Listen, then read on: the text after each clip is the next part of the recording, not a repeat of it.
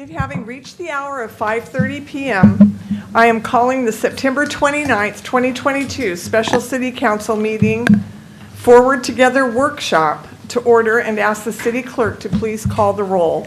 Councilmember Canoyer. Present. Vice Mayor Wright. Here. Councilmember Scutia-Brayton. Here. Councilmember Madrigal. Councilmember Madrigal. Do not see him. Councilmember Ricky. Present. And Mayor Zwellen. Here. Would everyone please rise for the pledge to the flag? I pledge allegiance to the flag of the United States of America and to the republic for which it stands, one nation, under God, indivisible, with liberty and justice for all. Thank you. For your information, we do have an interpreter present this evening. If anyone would like an interpreter, we have one here present.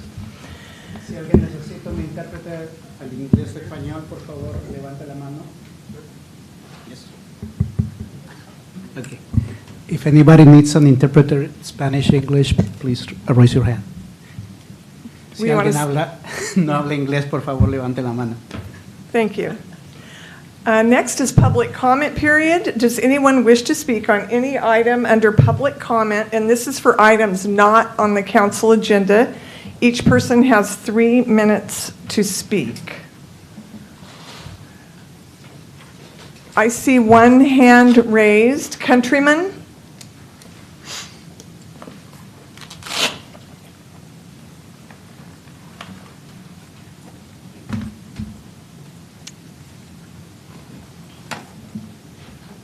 Looks like you're on mute.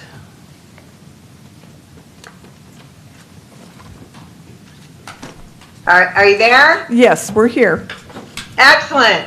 This is Miss Countryman. I'm going to read to you one page of what we had to say when the City of Modesto was the defendant. You know what? I have a problem. I have a problem. His view, if he lived on 40 acres, his view would be of lakes or trees, or whatever the case may be. Fantastic, great, but it's not. His view is of my backyard and my neighbor's backyard. That is his view, you know. I don't look at this as being, you know, I'm not against building or anything like that at all. Because I understand, you know, building is part of how we grow and everything else. But he already set boundaries.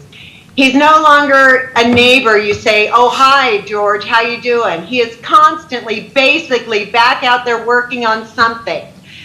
You know, which in turn, you know, affects the quality of my life, because I want to go out there and sit in my own backyard and enjoy a beer or something, and my pool, I can't. Margaret over there, Mrs. Countryman, last year, he spent on the south side of the building, he had an air conditioner unit. He spent the whole entire summer back there building the air conditioning unit. He had a chair up there to sit because he couldn't work fast, so he'd sit up there so she couldn't enjoy her pool. That's wrong. I'm sorry, but that is wrong, Mr. Murphy. That is wrong. This is an emotional issue for us because it's difficult. It's difficult to say to go back to a man's home as his castle. If a man's home is his castle, if this was all you one-story unit, it was all grand, I'd say go for it. Do whatever the hell you want. That's your place. And that's what I'd expect him to say to me. You know what? I don't want to see him up there while I'm sitting there trying to enjoy my own backyard. It's uncomfortable. You know that someone can back there go ahead and building something. Then I have a problem with the whole entire building department, which allows him to do this. I'm going to go ahead and just file a permit because I complain. The only reason we're here at this hearing is because he filed a complaint and I'm voicing my opinion. I'm asking the court because that's this department. They got it wrong because they favored the fact that he's only applying for the permit. Okay, he's got a permit. We'll make it work. You know what? That's wrong. You know what? Let's do something properly. I have questioned Mr. Murphy from the beginning. Hey, don't look in my backyard and bedroom windows. I see your place. You know, please, please be understanding. Yep, that's what we did. And you, the City of Modesto, was the defendant and I was the plaintiff. Now, the jury commissioner put that money and said that Mr. Murphy's the plaintiff, so he doesn't have to answer to me. Now, this just makes you look stupid or corrupt, and it's so hard to tell. And this is for Gillespie, who I just gave the judge's order to. Thank you. Thank you. Is there anyone else wishing to come forward to speak under public comment regarding items not on the agenda? Seeing no one in person or online, we will move on to the workshop for item 1. And there's just one item this evening. This is a presentation by city staff regarding police accountability models, including community oversight boards and independent police auditors as referenced in the Forward Together recommendations report. I'll outline briefly the order of the presentation this evening. Kate Trumpeter will provide an opening statement. Our deputy city manager, Allison, will present the item and provide the background information. Next, she will ask council if they have any questions or need clarification. Then she will initiate further discussion regarding the Community Oversight Board and request council input during the feedback exercise. Next, she will initiate further discussion regarding the independent police auditor and request council input during the feedback exercise. Following her presentation, as we always do, council will have the opportunity to ask questions of staff regarding all of those topics that she will have presented on. Next, we will open it to the public to hear from everyone that would like to speak regarding any and all of these topics. Then, as per protocol, we will close the public comments and have the council give their comments and input after we've heard from the public. I will make a statement to end the meeting about next steps, and then we will adjourn the meeting. That's the plan going forward tonight. So at this time, I will turn the time over to Allison Van Gilder, our Deputy City Manager, for her, or excuse me, Kate Trumpeter, excuse me, for her opening statement. Welcome, Kate. Thank you, Mayor. Hi, council members. Nice to see everyone again. So I'm just going to offer a couple of remarks to set a little bit of context for what you're going to experience tonight. So my colleague, Mike Baldwin, and I have continued to be really honored to support the city in any way as we move the Forward Together process along towards implementation.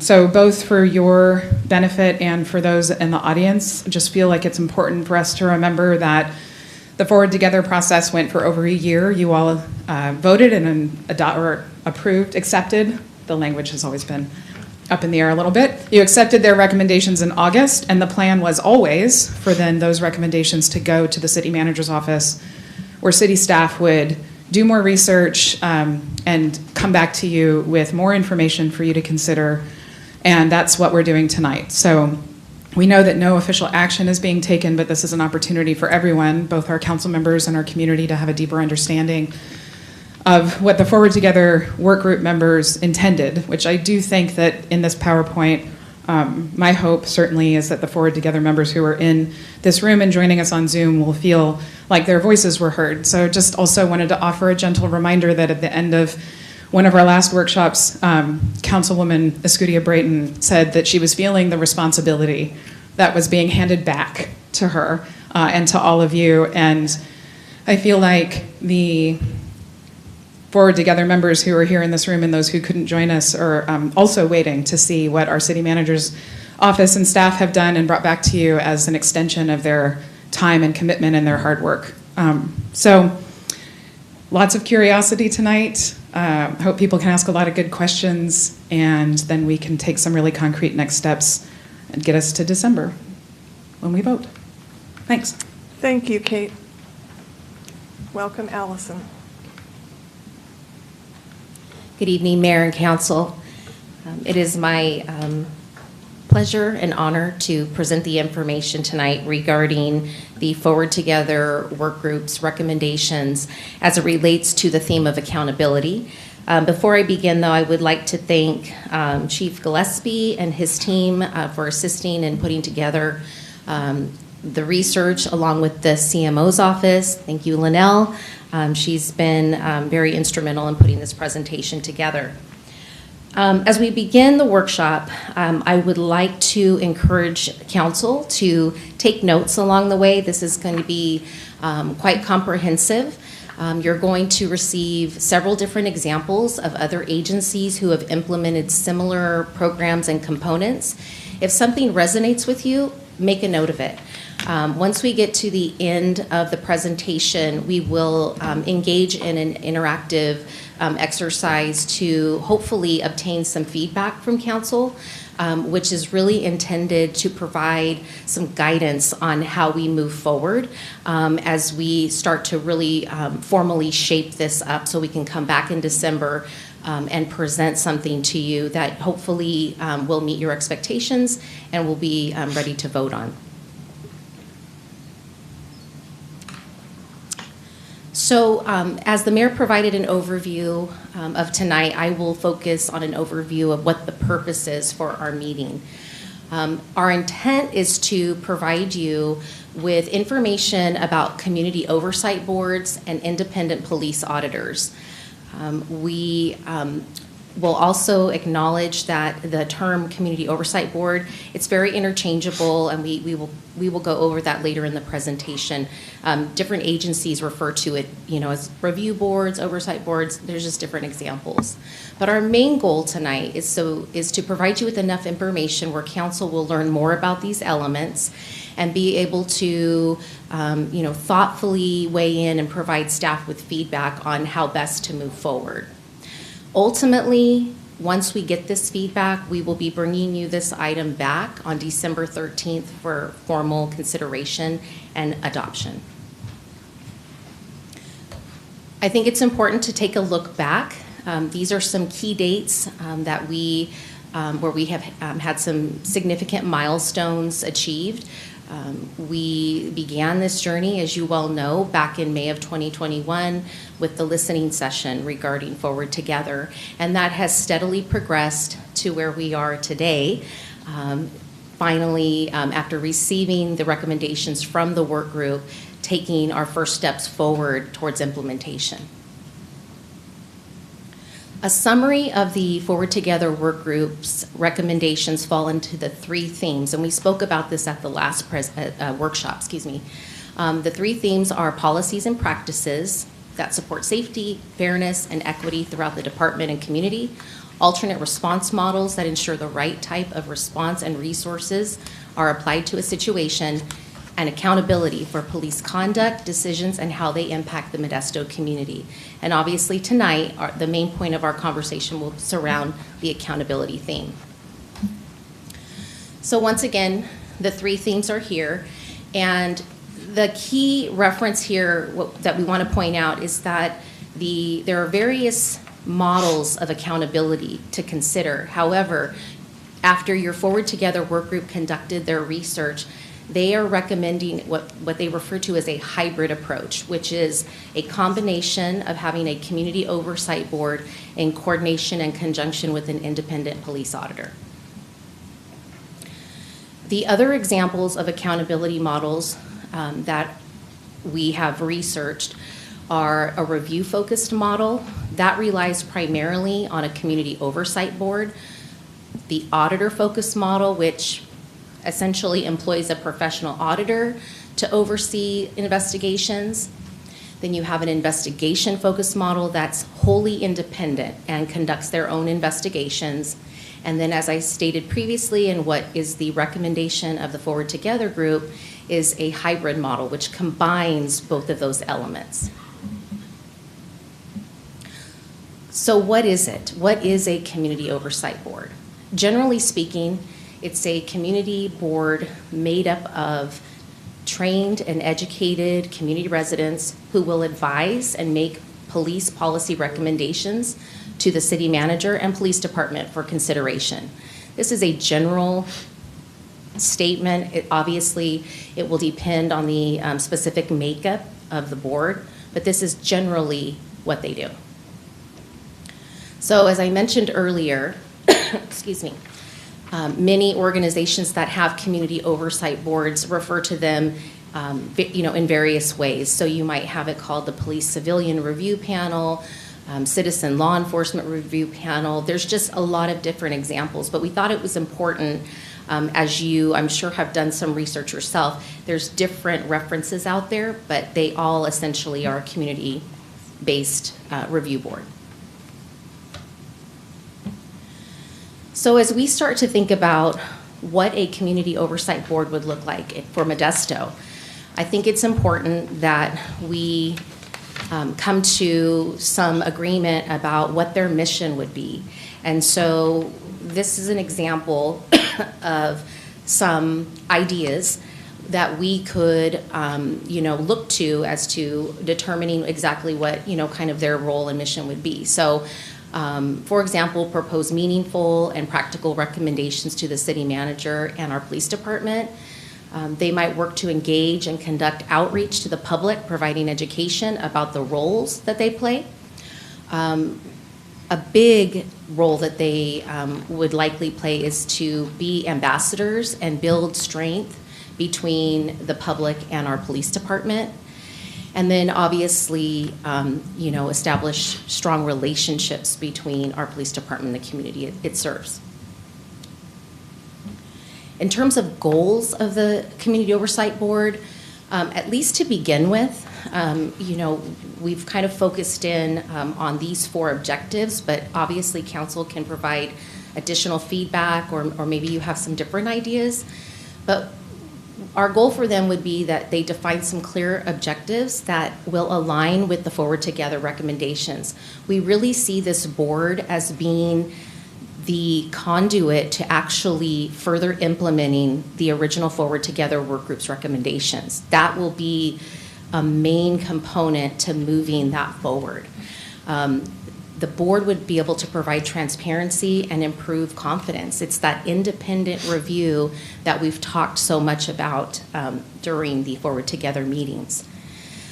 Again, the individuals would help to be ambassadors, educators on a variety of police policy related topics and training, and they would be able to engage with the community, I think, in a different way than we currently do now. And then they would also have the ability to conduct research and provide recommendations to the city manager and the police department. So when we talk about the oversight boards and generally, what kind of work are they doing? Typically, it falls into 3 buckets. They're either receiving information, reviewing information, or reporting out information.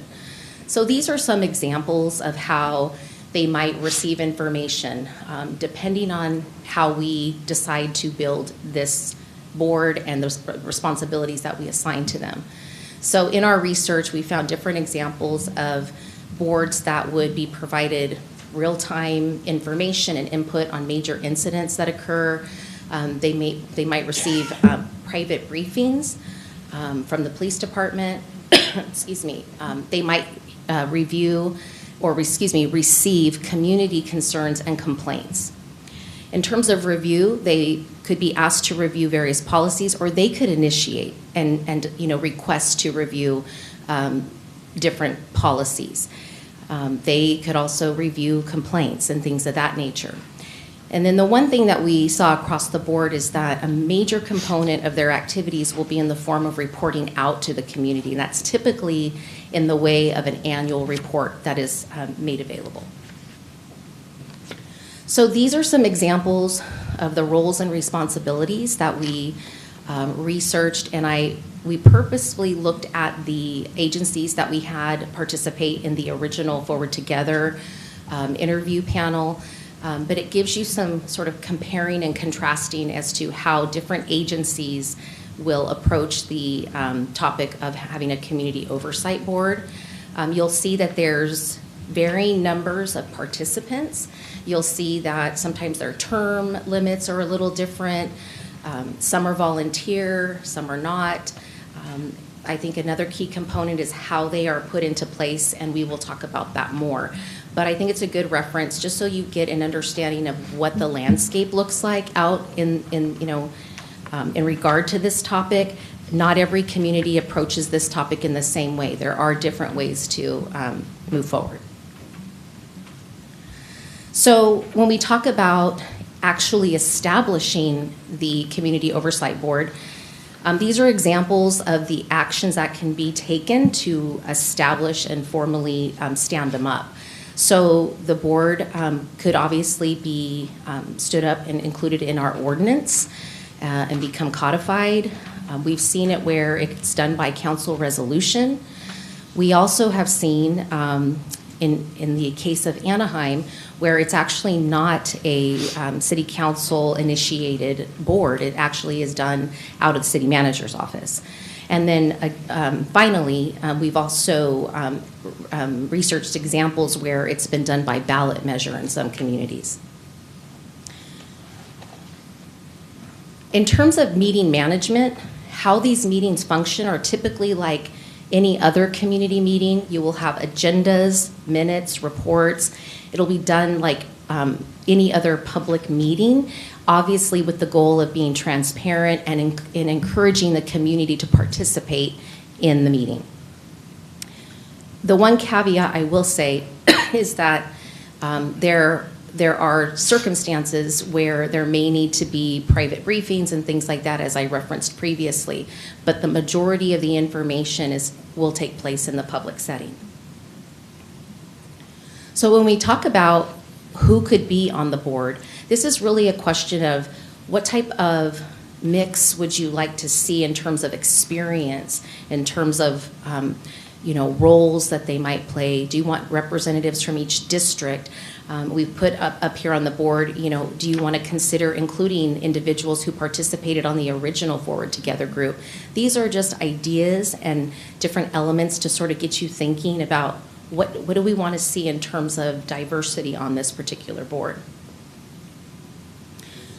I think that what I will say here, what we found in our research is that due to the nature of the information that will be discussed, it's going to require a lot of training and education. I mean, there's a lot that will go into this.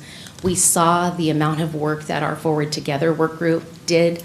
They experienced a lot of time spent learning and reading, and it was a huge endeavor. And so I don't see this as being any different. However, having someone with like a professional legal background, you could see why that could be helpful to some conversations that might take place. Also, maybe somebody with a law enforcement background, not active, not with the agency, but maybe someone retired. So another question that we will need to determine is how we will determine eligibility for applying or being on the board. And so these are some things, excuse me, that council can consider in terms of qualifying factors. So obviously we would have some type of application process. We could evaluate them, based on maybe they've had experience as a stakeholder, working with a variety of our partners in the community, et cetera. It's really, these are just examples of how other communities have determined eligibility. Kind of along the same lines as how we would essentially establish the committee, this is a question about how might we select applicants to be on the board. We could consider council appointments. We could utilize our appointments committee. We could do some type of combination. There's also examples where organizations hold candidate interviews and do like a scoring type system, as an example. I touched on this previously, but this is an example of the variety of training that we would likely include in the onboarding process for a board member. We want them to have as much information as possible relative to the police department, so that they can feel like they have somewhat of a solid foundation in order to weigh in on different issues and ask questions. But this, as you can see, is quite comprehensive, and when we did our research, we saw agencies that had much longer lists, and so we would obviously work with our police department to identify the training that they think would be helpful, and then we would be open to the board requesting additional training once they get established, of course. In terms of resources that would be needed, excuse me, to support a COB, in terms of hard costs, we don't have those, but we can speak to the fact that in our research, there's typically staff support that's assigned to the board to provide them with, meeting coordination and any type of training coordination that they might need. We've seen that they are often supported by the independent auditor, particularly in a hybrid model. And then oftentimes, the police department is providing a lot of education and training on an ongoing basis as topics arise and requests are made by the board. Another consistency that we saw is that there's formal training that a lot of these boards will attend. There's the NACOL conference that many oversight board members attend, and it provides them with relevant training and education each year. So before we transition, I guess we're going to move now into the independent auditor. Is there any, in any slides I need to go back to, any questions? We're good? We are able to, at the time where you're going to engage us in more Yes. engaged input, we can refer back to the slides at that point? Absolutely, absolutely. Okay, we'll go ahead and move on to the auditor now. So in the same format as before, what is an independent police auditor? Generally speaking, they're contracted to perform independent legal reviews of public safety agencies, critical incident reviews and analyses, complaints, internal investigations, policy assessment, evaluation, and conducting of training. Obviously, this is a general reference. Depending on the scope of work that we determine is best for Modesto, this could look a little different for us. So what might the police auditor do for us? They would likely serve, or they could serve, as a police practices advisor to the city and the COB. They might review bias-based policing complaints or constitutional violations. Oftentimes, they will review lethal force cases and in-custody death cases. There's also a very direct relationship in terms of coordinating with our police department to respond to scenes of officer-involved shootings and things of that nature. How might a relationship with an independent police auditor be established? So similar to the previous conversation about establishment, this would be approached like many other service contracts. This individual would be an independent contractor, and so there's a role, I think, for the COB to play. If they were to be established first, they could provide feedback and input, potentially provide some expectations on what they would like to see. There could be an RFP process, which is likely the route that we would go down. And then obviously there could be some type of combination approach. Maybe there's obviously with the RFP there would be an interview, and council would ultimately approve that agreement. So examples of what other police auditors do for other communities, we've cited a few different cities here. City of San Jose, the unique element to them, and we just wanted to show you this as a comparison. They, instead of having an independent police auditor, they actually have a staff auditor. That's a separate department. They're stood up, under the city umbrella, but that's, kind of a different approach. Just to give an example, you can see the various roles that each of these independent police auditors play for each of the communities. Some similar roles, but also, some distinct differences as well. I would say, though, that amongst all of them, the common elements that you will see is an annual report put out by the independent auditor that's separate from the Community Oversight Board. And then oftentimes they will also provide feedback and oversight of policies and procedures, and then also receive and review complaints from the public. So those are things that we saw kind of across the board when cities engaged or counties engaged with an independent auditor.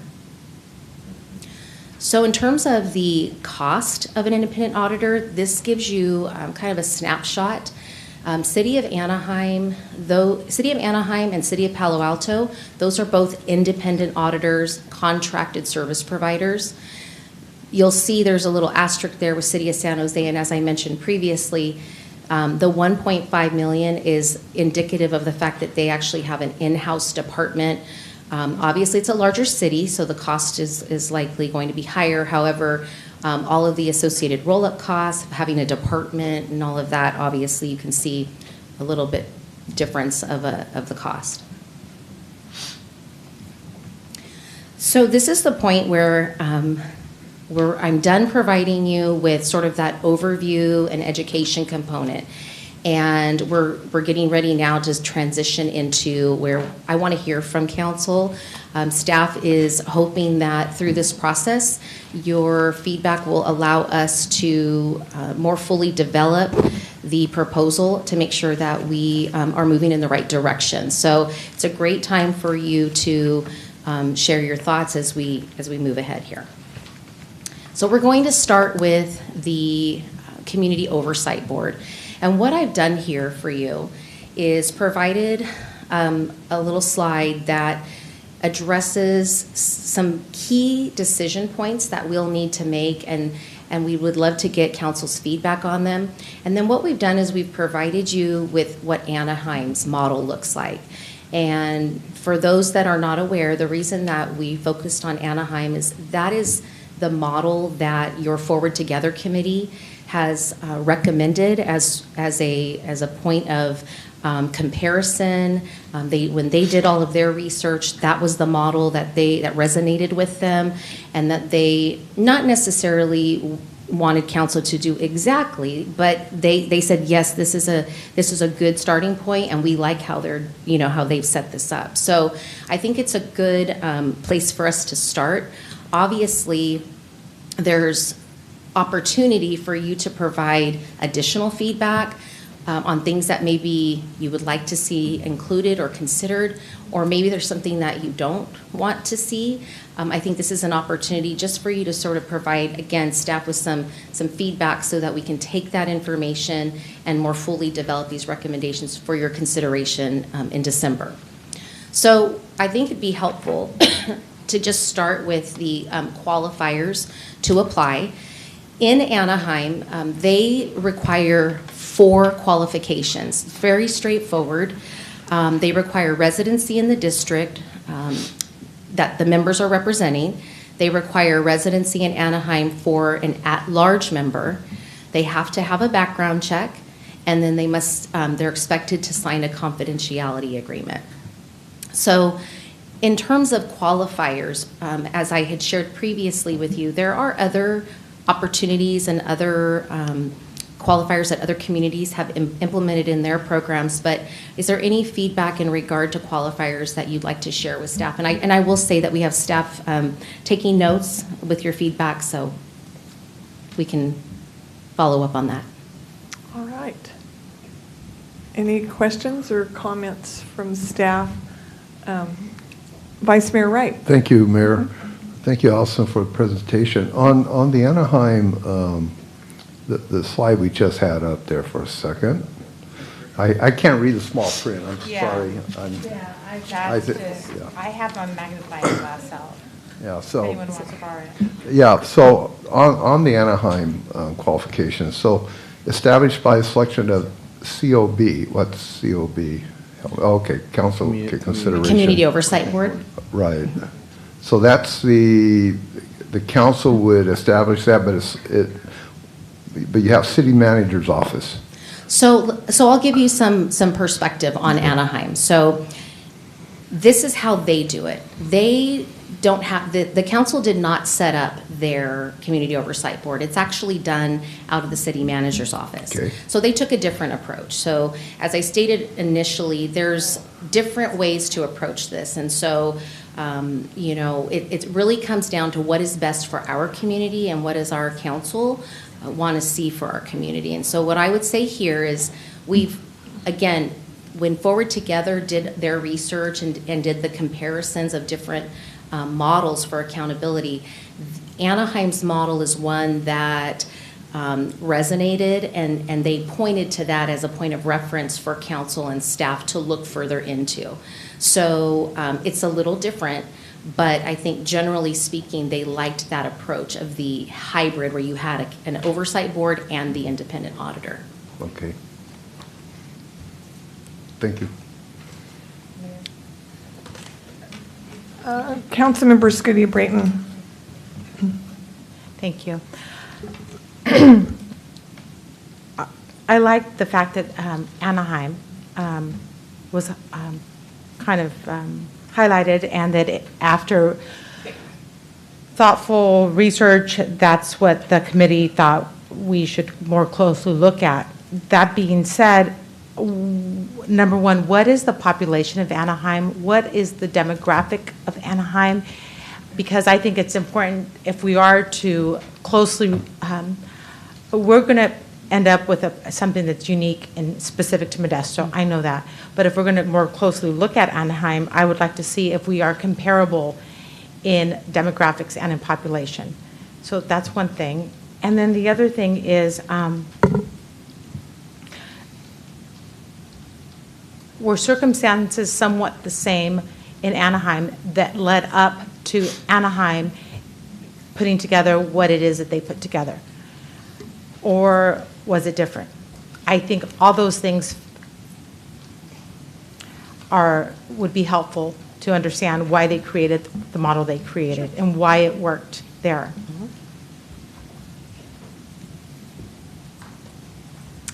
All right, you just want to take information at this time, right? Yes, and I, Because I wouldn't expect that you have the answers to all the questions about demographics. I mean, I No. know the population of Anaheim, I looked it up, was like 350,000. yeah. And they have 2.5 million visitors per year, something like that. So it's different. Disneyland, you know? Yeah, and I will say that based on, we actually met with Anaheim's analyst who manages their board, and she was able to provide us with some really great perspective and her experience in working with the board. They've been in place for quite some time.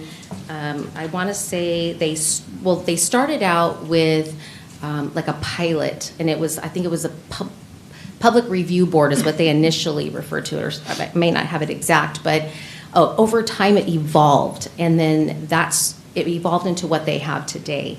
And so, Chief, do you remember 2014? It was on one of the slides, said something about 2014. Yeah, and so, and it was initiated for, in the case of them having some challenging situations occur in their community, and so there was a desire to come together with the city and the police department, and so I don't know exactly what spurred it, but it was out of a need and because of a major incident or something that had occurred, and so that's typically what you'll see across the board, is that it's in reaction to situations that happen that then spur this need or desire to initiate this conversation. All right, I am specifically on this slide. So it says residency and the district members are representing. So is there one member per district? That's correct. So in our case, there would be 7. And then, pardon me? 6 districts, excuse me, 7 members. So 6 districts. And then number 2, it says residency in Anaheim for at-large members. So 1 at-large member. Yes.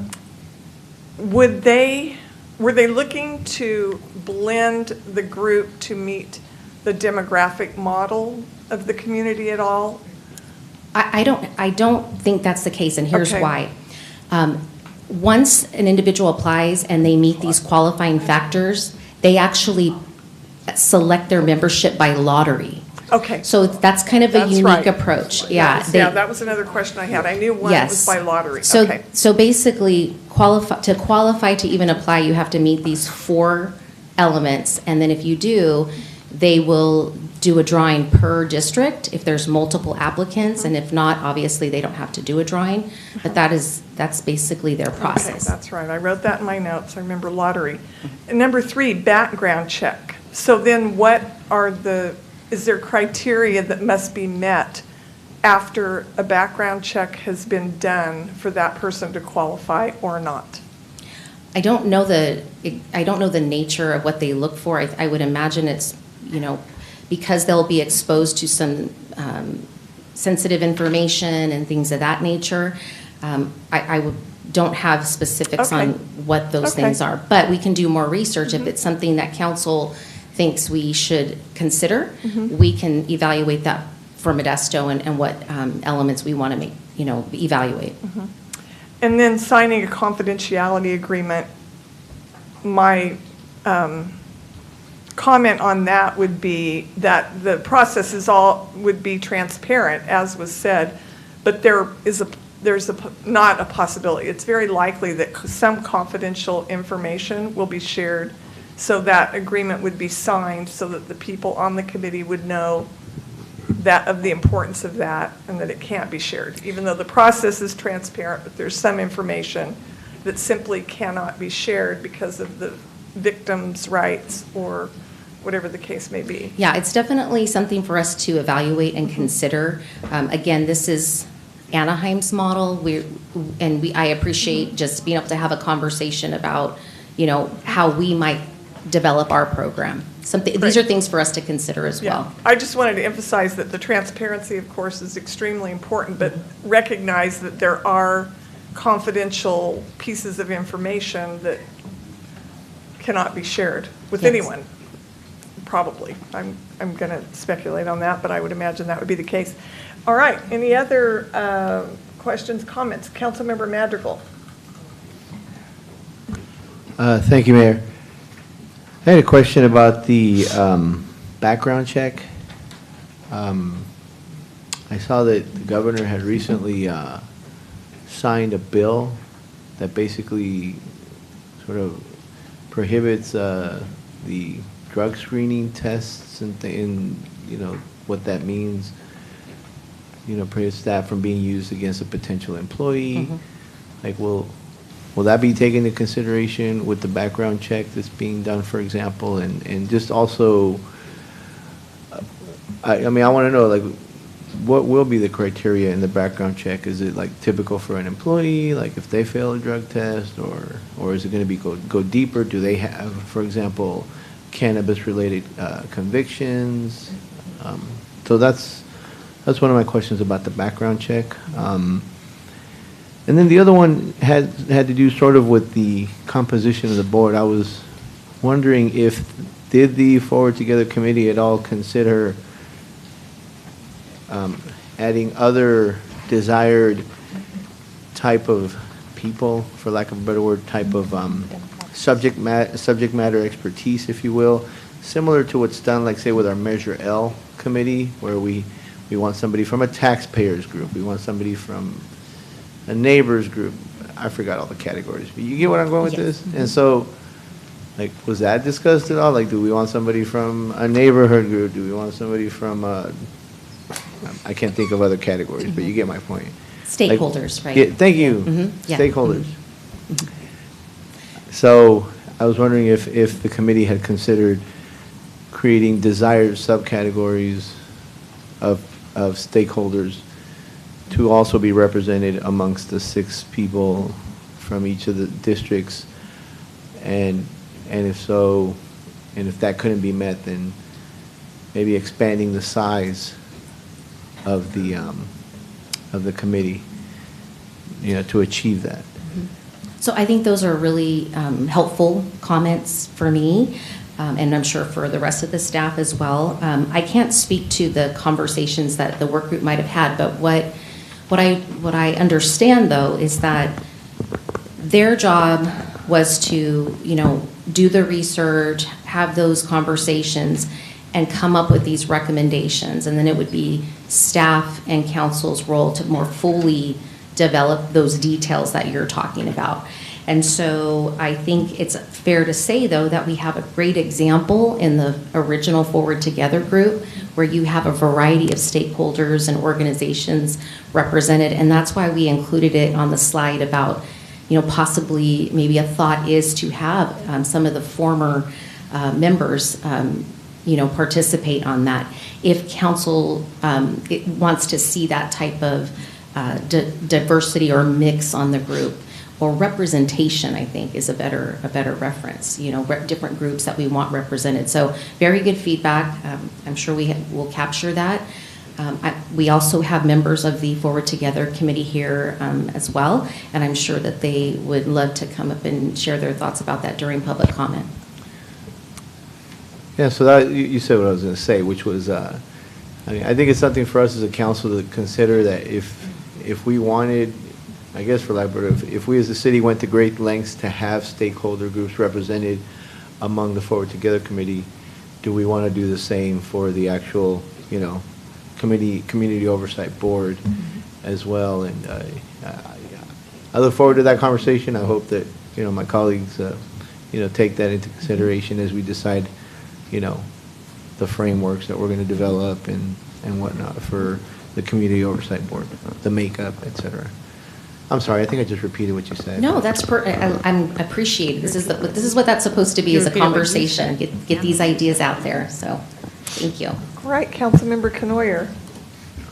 Yes, I have, I don't know if I missed it, or is Anaheim a hybrid? Yes, they are. Yes, and what makes them a hybrid is the fact that they have the board and the independent auditor. Yeah, okay. So there are cities that just have independent auditor and no board? That's correct. Okay, so, but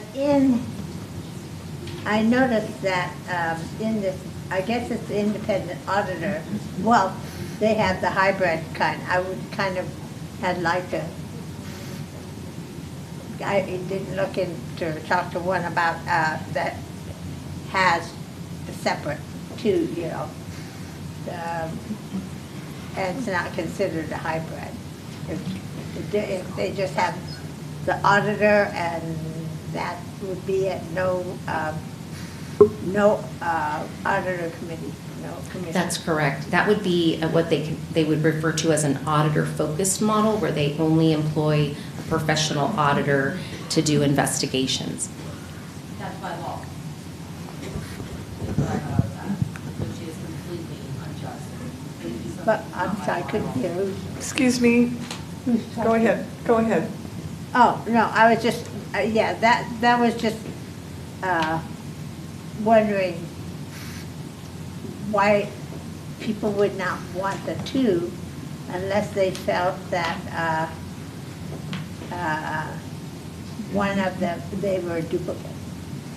I think they play two different roles. You have the independent auditor, who's your professionally trained, usually legal background, and then your oversight board is made up of members of your community. So it's sort of a two-pronged approach, and oftentimes your auditor is going to be providing your board with some of that technical support, explanations, interpretation, but your board is really that connection between your community and your police department and city.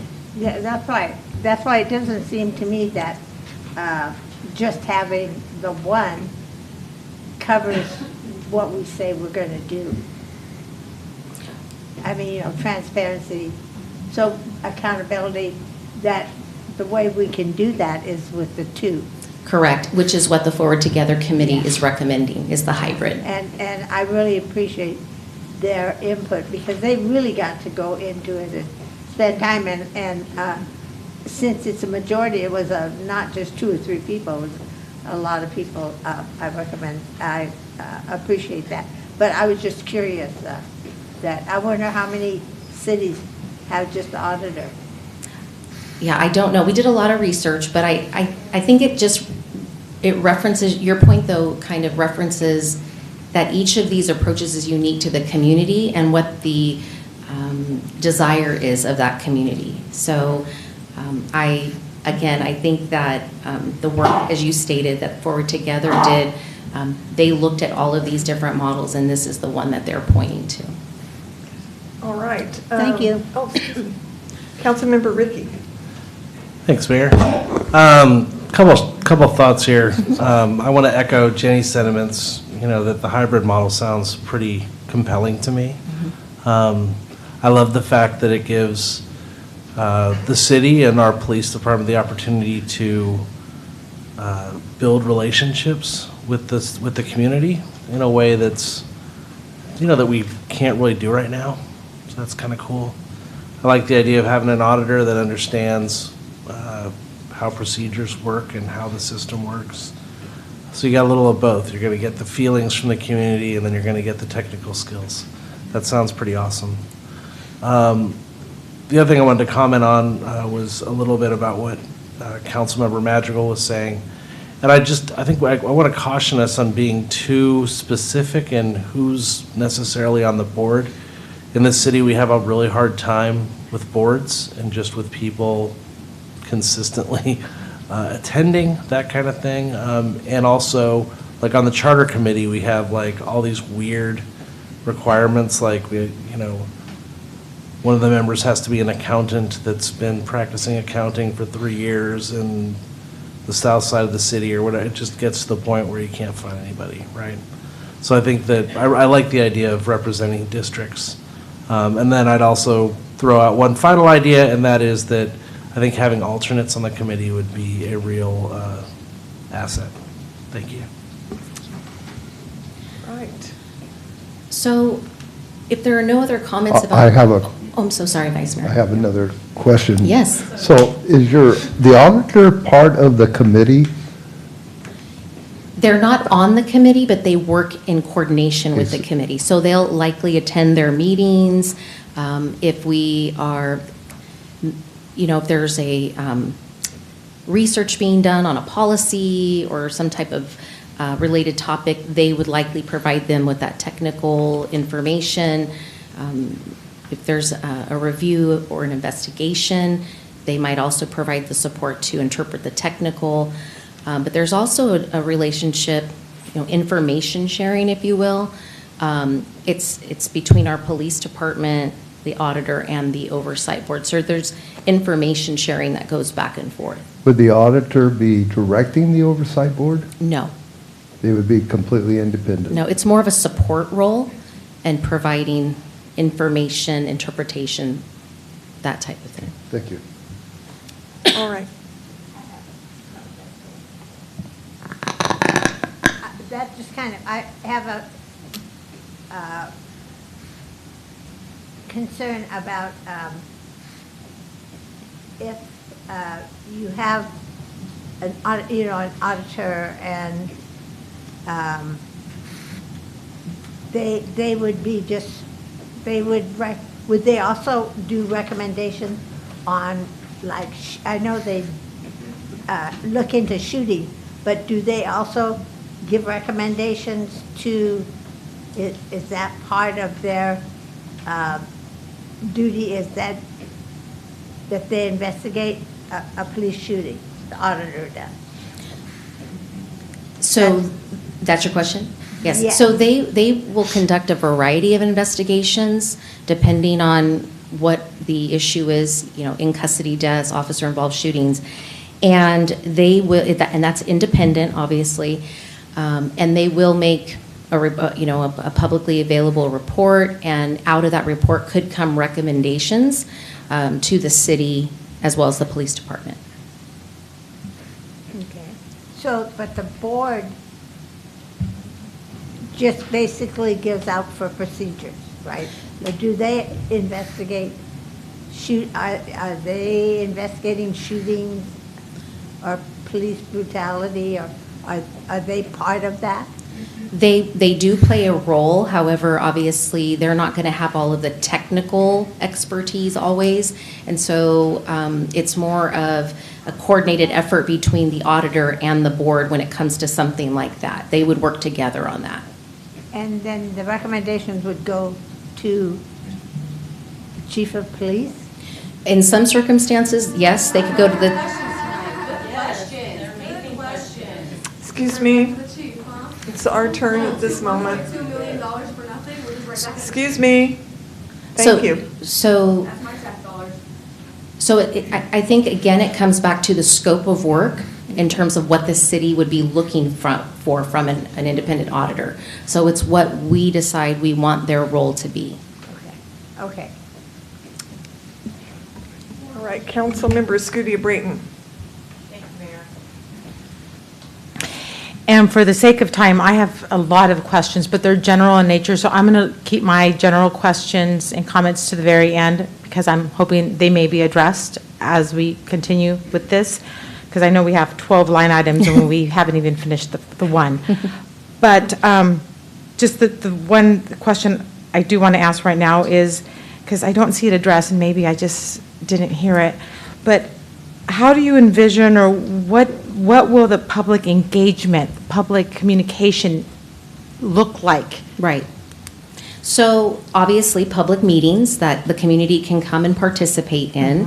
I think that, you know, while we're very much right now focused on review and audits and things of that nature, there's a flip side to this, and it's that connection with the community. So public events, you know, engagement with, you know, different you know, community groups, the stakeholders that you mentioned. I mean, they really would play a role in sort of building relationships out in the community, and hopefully be that, like I said, those ambassadors and that bridge to address issues and concerns outside of the more challenging issues that may happen. But besides the annual report? Yes. I'll add one comment there that Go I ahead, go ahead. highlighted. Yeah. With the Anaheim models, they even have their own website.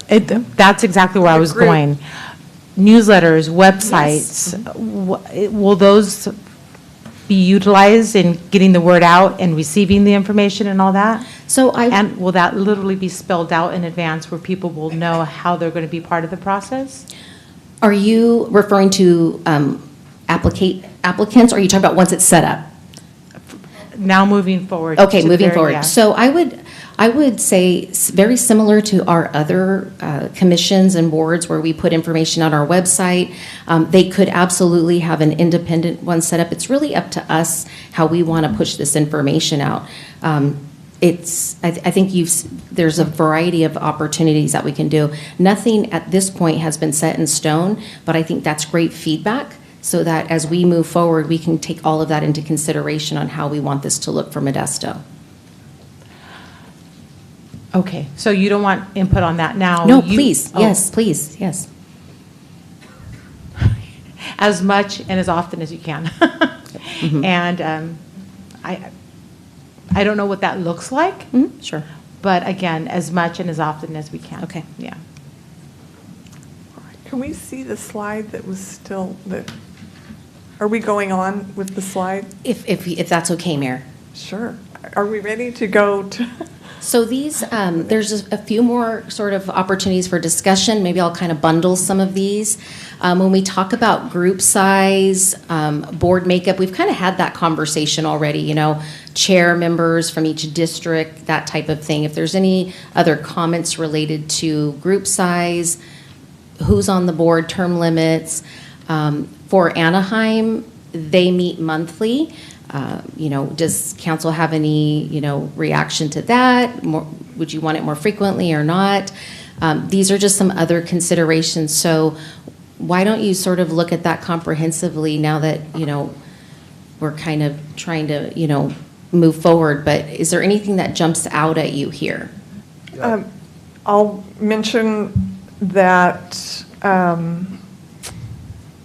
I think that the training is extremely important. I feel like you emphasize that enough, for sure, and that's very important. Oh, God, there was one thing. The term limits seem good to me, 2 years and up to 2 terms. Yeah. All right, Vice Mayor Wright. Yeah, thank you, Mayor. So they meet monthly. Is that because they have a high rate of incidents? They're meeting monthly? So in our conversation with the Anaheim representative, she described they do meet monthly, and it's sort of an ebb and flow. You know, obviously, if there's something that occurs in the community, there'll be, a lot of focus at that time. But then in between that, they may, have more community engagement, more events, things like that. And so it seems to be, it kind of ebbs and flows depending on what happens. But they meet monthly, I think, to maintain that engagement with the community. And I would say that because they've been operating for so long, it's really my impression, and I don't know if the chief has a different opinion, but it's like they're part of the process. They're woven into that process, and there's a connection with, the community, the police department, the independent auditor, and it's just a natural part of their process now. It's been in place, for so long. Any comments, Chief?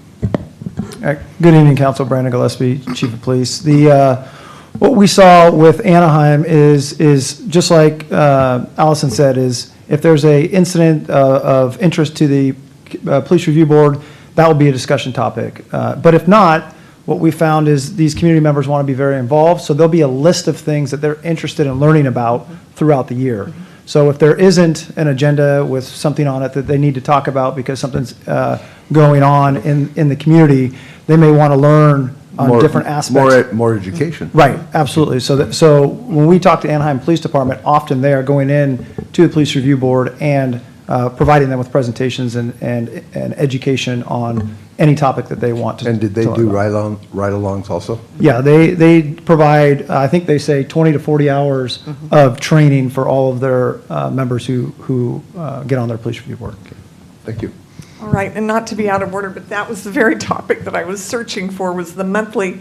It seems to me that it would be helpful if they were aware that if there's an incident in the community, that there may need to be a report from the chief about what's going on, so they're well informed about the incident and receive those updates and, be more involved than just a set monthly meeting. That seems that it would be appealing and very helpful. Mayor, if I may, what you described is kind of like the real life example. And so there will be the regular reoccurring meeting, but if need be, there will be communications outside of that meeting if necessary, and there'll be mechanisms for that. That's what we've kind of seen generally across the board. All right, thank you. Council Member Escudia-Brayton, is your... We agree with the comment. I'm going to say I agree. Just Okay. stick in there. That's great. Now, Okay, no so- need to repeat, I guess, of what we Exactly. hear. What really stands out to me as well is the training. And you do indicate in one of your slides that a diversity and ethnic training, but it even goes deeper than that. Cultural sensitivity, why certain groups in our community do what they do, say what they say, act the way they act. And that's critical to really invest in very comprehensive cultural sensitivity training. Another area in training that I feel it's been said immensely, mental health, of course. How it feels like, what it sounds like, what it looks like, what it doesn't look like. Separate from mental health is physical disability sensitivity. And for example, my son has a physical and mental disability. Looking at him for the first second or so, you may not think that he has anything. A few months ago, we were at a different city. My husband got pulled over because he's an insane driver, and the officer came to our right. He asked all the windows to be rolled down. My son was in the back seat. I informed the officer that my special needs son was in the back seat, and he may reach out to him, because I felt necessary for that officer to know that. Again, the disability my son has may not have been picked up quickly. But so for everyone involved to understand and be sensitive to both disabilities that are both physical and non-visible, it's just immensely important. autism, all that, the behavior. One last little anecdote. I was at our mall a few months ago, and there was a situation where a gentleman dropped a orange cone to the first floor. I was shocked, and there was a commotion, and I thought there was going to be a physical altercation towards this gentleman because he did that. As I found out later, this gentleman was special needs, but the officers that were at the mall knew that. So they had that sensitivity towards him, and they handled it very appropriately.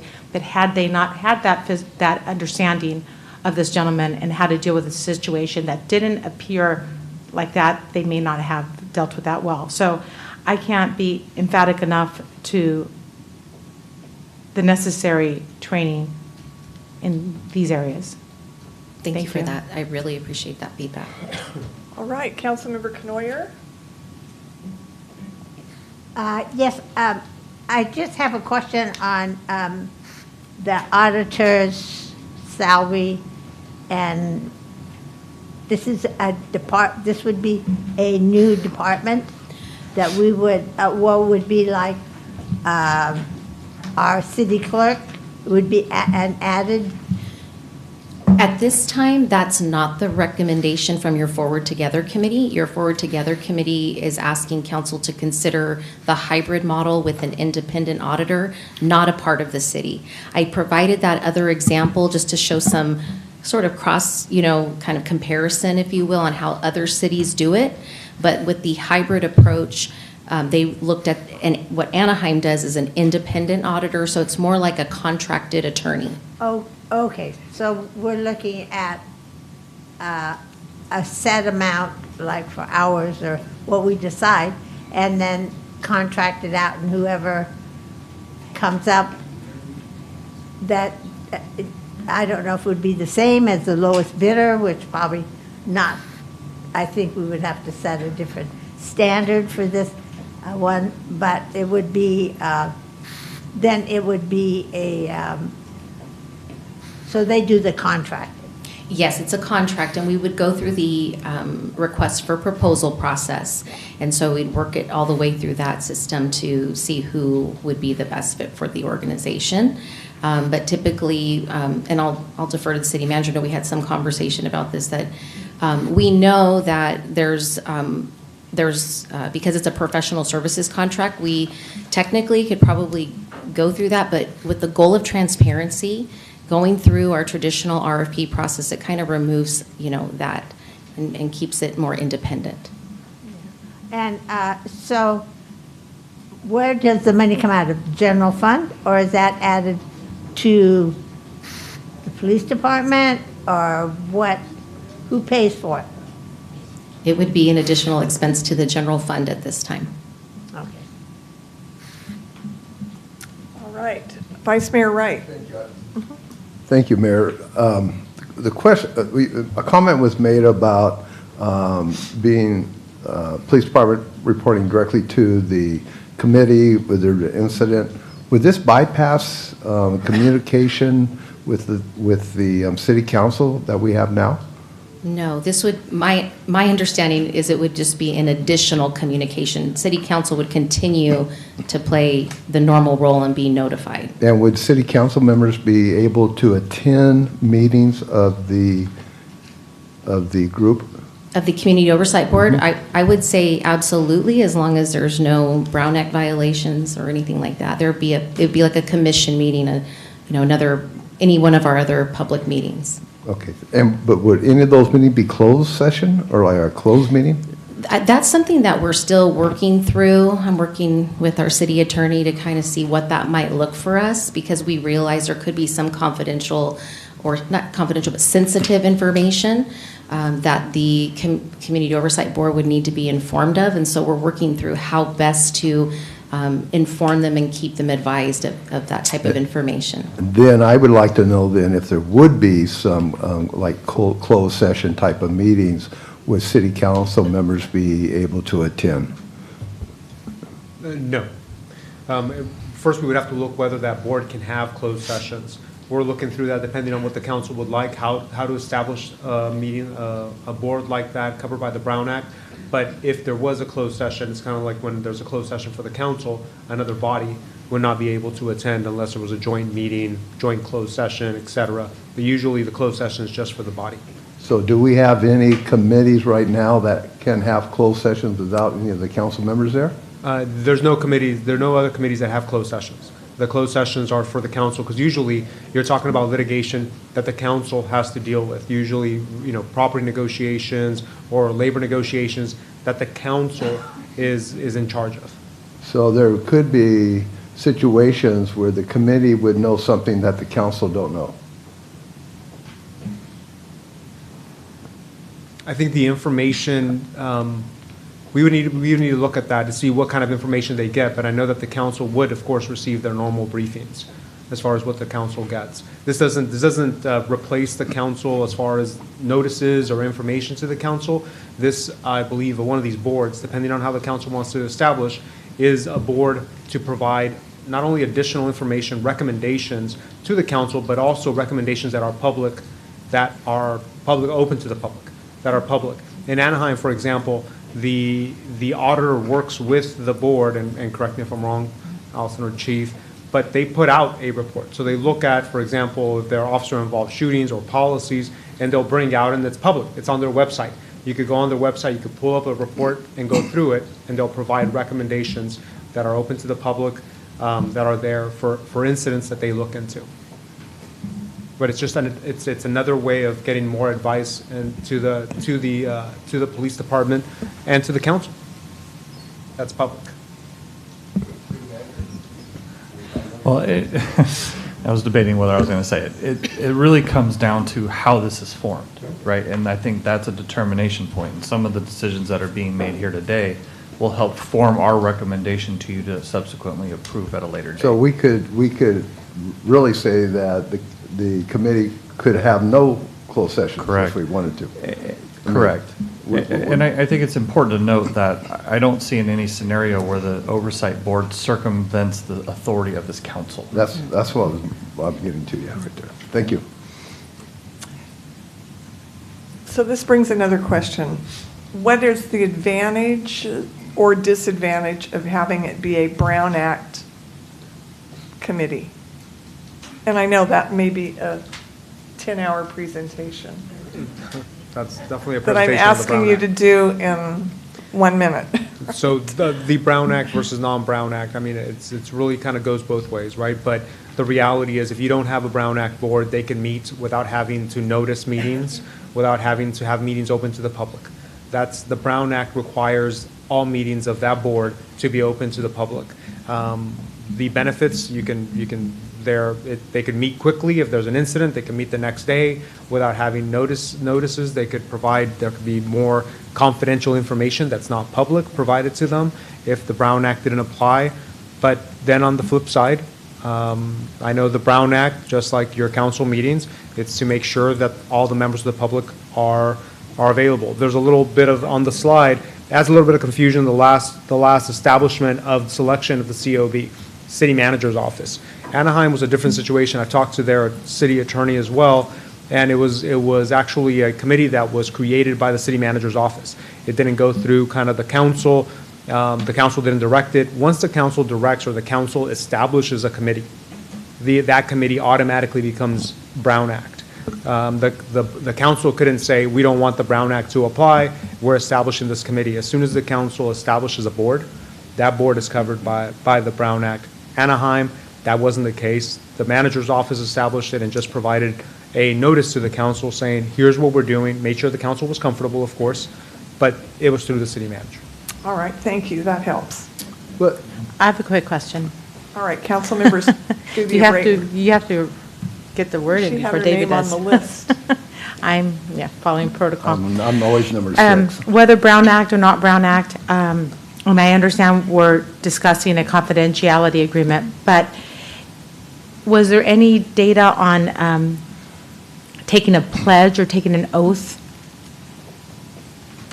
in being part of this, in being part of a COB?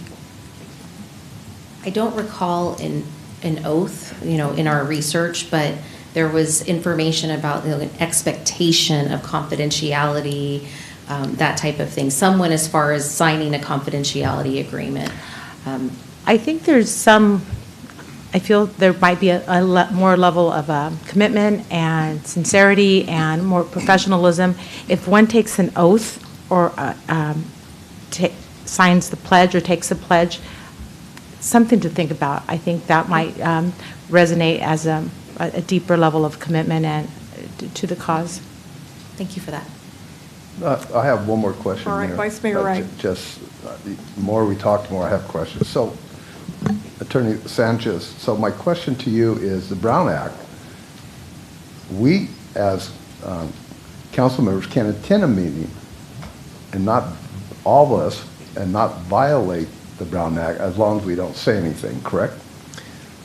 I mean, we could be here for a while, but there are committees, for example, the Planning Commission, right? A council member can attend the Planning Commission, absolutely observe, and then if you're making comments, you just have to be careful about what comments you're making, but yes, there could be a meeting that's open to the public.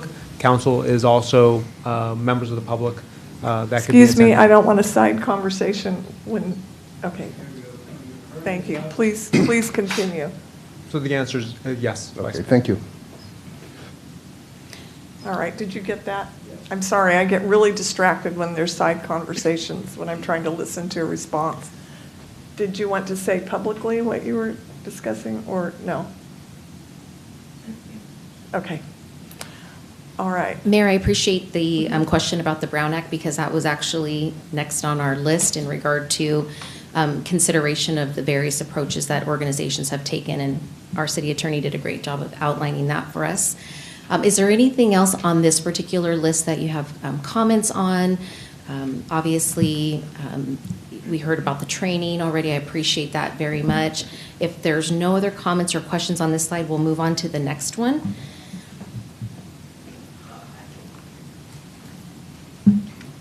Thank you.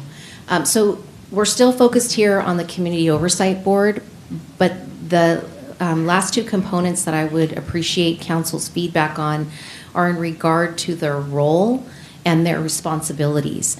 And so this will really, I think, help shape what this mission and the goals are of this particular board. So for Anaheim, their role is to advise and make police policy recommendations to the city manager with support from Los Angeles-based OIR Group, which is their independent auditor. And that's basically their role. So when you look at this in terms of the role of the board, do you generally imagine something similar from Modesto? Is there something different? It might also help for us to jump down to the responsibilities too. We can have kind of a comprehensive conversation about it. So in addition to their role, their more specific responsibilities, I'll run down the list. They receive real-time notification of and have access to the locations of officer-involved shootings, private briefings on major incidents, including access to body-worn camera footage. They publish statistics on officer-involved shootings, uses of force, complaints, and outcomes. They receive community complaints and concerns and refer them to Anaheim City Manager, Anaheim Police, or the OIR Group, which is the independent auditor, for review and response. They consider and approve policy recommendations made by the independent auditor. They vote on and offer findings on Anaheim Police Department responses to the independent auditor recommendations. And they review some police policy recommendations prior to adoption. They'll hear about police training and practices. They'll audit existing police policies, and they will produce a publicly available annual report. So looking for feedback in terms of the role and responsibilities that Anaheim has outlined for their Community Oversight Board. If there's any comments or if there's any questions, staff's here to respond. All right, thank you.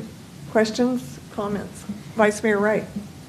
Thank you. So it sounds like to me that the police department is really, almost has to hire a particular person just to deal with the oversight committee and the auditor for all the information they're going to need? Or does the chief himself participate in that? There's definitely resources that are allocated to supporting the oversight board in the way of training, providing information, things of that nature.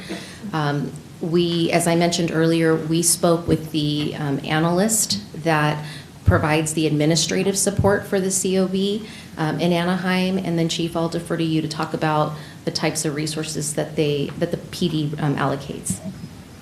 Yeah, the police department, the way I understand it, is they actually have a lieutenant and a sergeant who, they call them their MERT sergeants, so the Major Incident Review Team. And I think that was stood up when they first created the Police Review Board, the Independent Auditor, and they actually implemented what's called MERT, Major Incident Review Team. So I don't think prior to that, actually I'm very confident prior to that, they did not have these two positions, but they do have two full-time positions dedicated. They call them a MERT lieutenant and a MERT sergeant dedicated to this. All right, Councilmember Escudilla-Brayton. Thank you, Mayor. What is the difference between the COB's responsibilities and scope of work? What's the difference between scope of work and responsibilities? Can you tell me where you're getting scope of work from? I'm sorry. Responsibilities are the screen that we're looking at now. Oh, right. And scope of work is the next screen. Is that that's the independent auditor, right? Is that what the next page refers to as the independent auditor? Yes. Yes. Okay, so yeah. that's the difference. Okay. Yeah. Okay, under this slide where it says that for the Anaheim model, they receive complaints and receive community complaints and concerns and refer them to Anaheim City Manager, Anaheim Police. What does that look like? Do they have a website? Do people walk in and public comment? Do they write it in? All the above? I think it's all of the above. I think obviously different natured complaints, but you could have people show up to the public meeting and speak during public comment.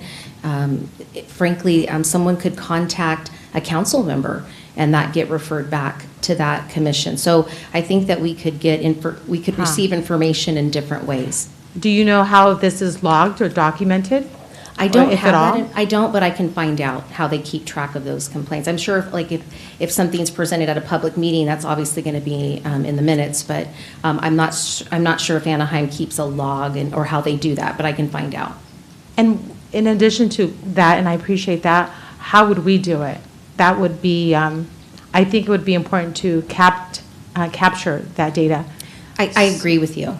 Yes, Okay. and I would imagine that, we would come up with a method or, and I know we're kind of talking hypothetically about the board, but I keep remembering or reminding myself that if we move forward, we're going to have a group of people that are going to have ideas of their own and how they might want to organize the information. So we will absolutely consider that into our planning and as to that, but it would make sense, especially if they're going to be reporting this information out at the end of the year, how many community Correct. Complaints did we get? Exactly. There would have to be those mechanisms in place to capture that data, for sure. Great, thank you.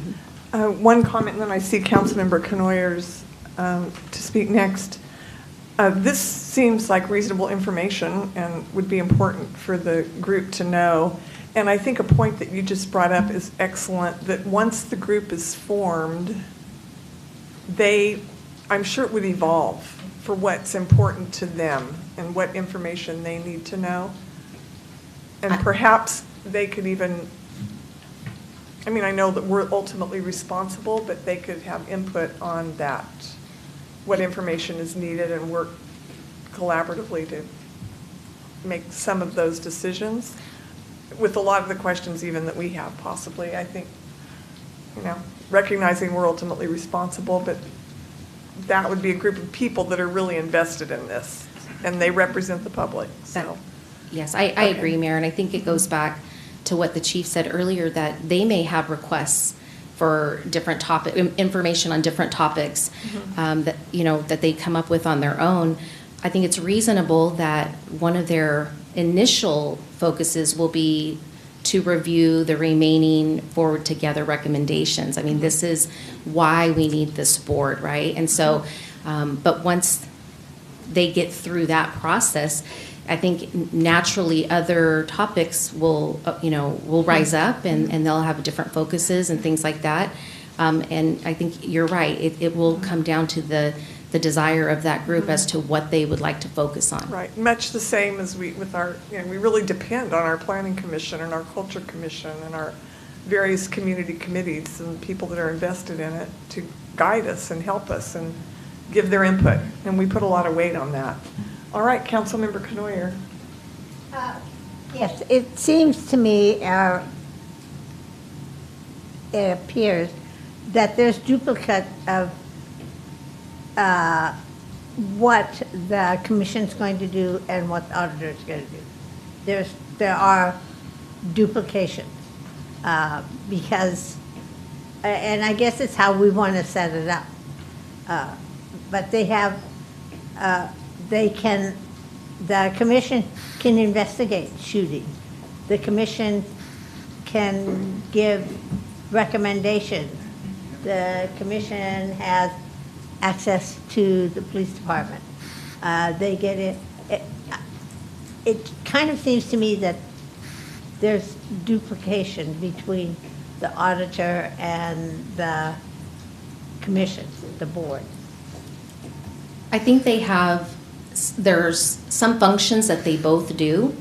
They both can hear complaints, review complaints, things of that, but they are independent of each other, and then there are opportunities for them to come together when it's necessary or helpful. They each typically, like in Anaheim, they have 2 separate annual reports. The auditor will put out a report, and then the community oversight board will. So obviously the the independent auditor is more technical, professional expertise. That person may support the board as they put out their annual report and provide some knowledge, technical knowledge, but I think it's more of a community-based effort with the board versus having a more technical response. Chief, do you want to elaborate kind of on that relationship? I think the way I've seen it is just they're very complementary to each other. I think you have the civilian oversight board or police review board that is again made up of the citizens, which I think seems to resonate with people because it's your general citizenry. But then you have the expertise, like Allison has said, of somebody who's typically been involved in the legal profession in this arena for quite some time. So I think that helps the police review board make sense of different things where it's not the police department coming in and saying, hey, this is how it is. I think that's the independence of it all, is you have an independent auditor supporting a police civilian review board of some type, and that is done independently through the city manager's office in Anaheim's case, where the police department comes in to answer questions, to educate, but there isn't the police department coming in and telling people how to do things. The independent auditor can have that expertise to help support the police or the police review board, if that makes sense.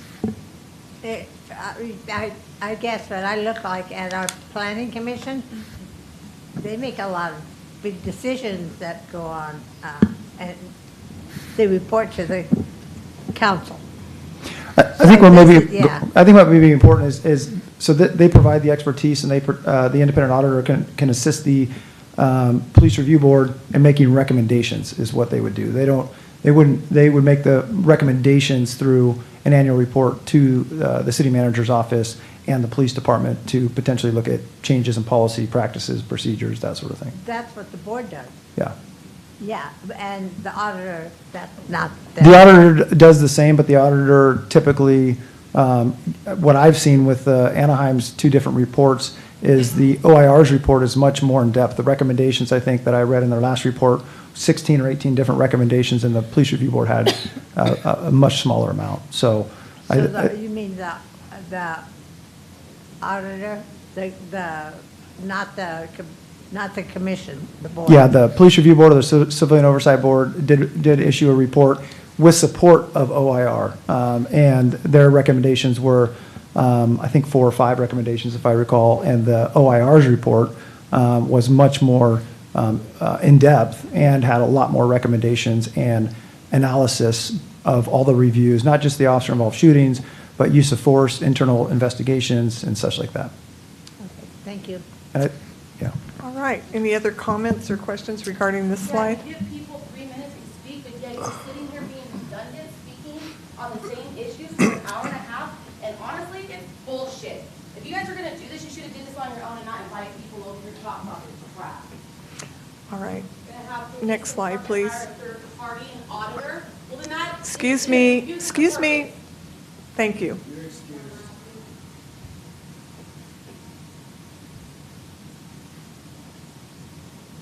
All right. Can we go on with the next slide? Okay. So moving on, we'll now talk about the independent auditor, and this is the scope of work that was referenced earlier. So primarily, and I think much more straightforward, is the idea of the services provided and the scope of work. Basically, what would we be looking for from this contracted independent auditor? So in terms of services, Anaheim contracts with the OIR group. They have for some time. Their services consist of reviewing public safety agencies, critical incident reviews and analysis, complaints and internal investigations, policy assessment, evaluation, and conducting of training. Their scope of work for Anaheim includes them serving as police practices advisor to the city. They're the police review board and prior public safety board support as well. That's what it was originally called. They respond to the scene of all officer-involved shootings and in-custody deaths and advise during investigations. They review lethal force and in-custody death cases, reviews bias-based policing complaints, reviews administrative investigations of sergeants or higher, and they advise the city on investigations and outcome. So this is the work that the city of Anaheim has contracted for them to provide. What staff would be looking for here is whether or not there's any comments about these, or if there are any additional expectations or roles that you think that we should consider for Modesto. All right, comments or questions from council members? I don't see any at this time. Okay. Well, that wraps up my presentation, Mayor. Obviously, I will continue to be available for questions, as is the chief. All right. Mayor, I have one question. Okay, And go ahead, Vice Mayor Ray. I thought you might have it open for general questions. So one of my concerns, as you know, we are short police officers. And I know that there are cities around us that are really making a push to hire more officers, and they're having a hard time finding officers. So was there any indication from Anaheim, due to their oversight committee and their auditor, that it hinders them from hiring police officers, or did you get any type of feedback from they're completely staffed, or they're having problems? And the chief might answer this better. Were they having problems finding officers, or did this hinder them from finding officers? I don't know that I asked that specifically, but in a lot of conversations I've had with Deputy Chief Rick Armendariz, I think with anything there is the fear of the unknown. And I think that I know that now when you talk about it, the MERT sergeant and lieutenant actually support the police review board and the independent auditor. I think that they see the opportunity to continue to educate the public on how the police department does work and help answer questions, because obviously that seems to always be under this veil of mysteriousness. And I think educating the public, who can then go talk to their constituencies or their stakeholder groups, has been a positive thing. So I think initially my guess would be, and I'm just hypothesizing here, is that there was probably some nervousness, because I think in general in history, when you talk about police civilian oversight, it's been an adversarial conversation. So I think that brings some of that when it comes. But I know that in talking to them now, they are very engaged in the process. And how long have they had this review board and the auditor? They started, like Allison said, the pilot program, I believe, in 2014. And I think one thing I'll just add is they made it very clear it's very different than it was now than it was then. They've continued to evolve since they first started this pilot program. Great. Thank you. All right, thank you very much. So at this time, we will open up for public comments.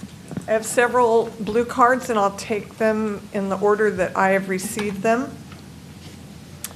The first is Nick Bavaro.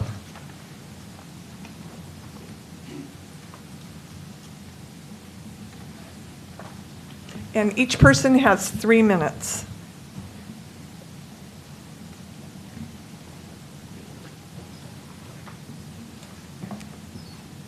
Welcome. Thank you, Madam Mayor, members of the City Council. My question and kind of a comment is future City Council members and future mayors, and what safeguards are we going to have in place that, let's say we have several years down the road a majority of the City Council as pro-police or anti-police, and on them making their appointments. So the safeguard that I would suggest is that the City Council have a unanimous vote on who they select for Community Oversight Board as well as the external auditors.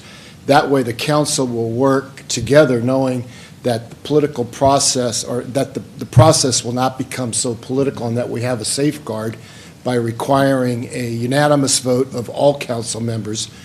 So that's my only comment. All right, thank you very much. Appreciate that. Next, I see Brittany Chavez. I do not believe that she is in the room at this time. I will save the blue card in case she returns. Teresa Clutter. I believe she left as well. Alicia Hager. Thank you.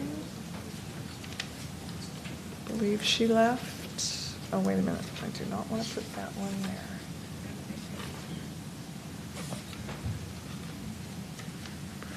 Teresa, Alicia. Darlene Ruiz.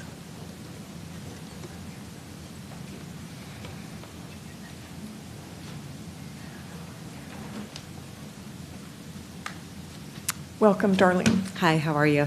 Good. Hi, City Council and Mayor Sue. My name's Darlene Ruiz.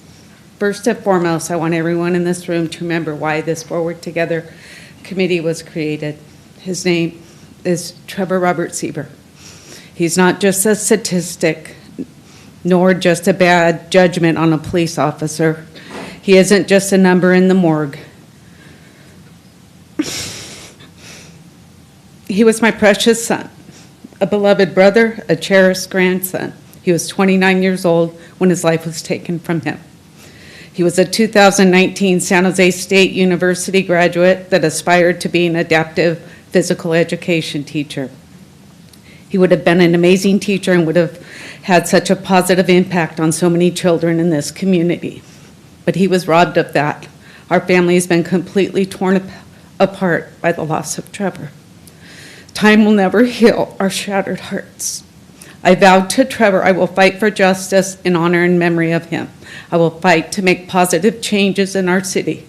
My son's life mattered. Today I come to you once again to stress the importance of implementing all of the Forward Together recommendations. We cannot accept a watered-down version of these critical recommendations. Each one needs to be implemented if we have any hope of making any real change in our city. I believe one of the most important elements in the independent police auditor. If we do not start with the root of the issue, we will never be able to make any real change to better our city and trust the citizens deserve to have from our police department. And independent oversight mechanisms are the key to sustainable reform. If we want to restore trust, we need to be transparent and acknowledge what changes that need to be made. There have been 10 civilians killed by Modesto police from 2013 to 2021. 5 of those killings were by one officer. Modesto has approximately 240 sworn-in officers, and out of those 240 officers, one officer has killed half of those civilians.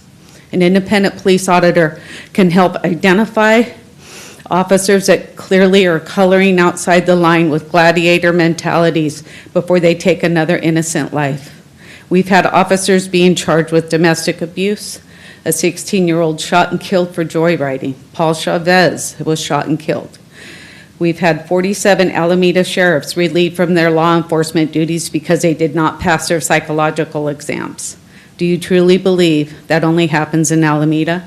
I promise you, it is happening here in our town as well. Officers have been allowed to take the test 13 times. When they still did not pass, they were allowed to go to an outside source to pass the psychological exam. An independent police auditor will be able to address these issues before someone loses their life like my son has. Hundreds of cities throughout the United States have hired independent police auditors to help increase confidence and trust in the community and help make positive changes. We also need a civilian review board to help our community with transparency to our police department and to hold officers accountable for misconduct.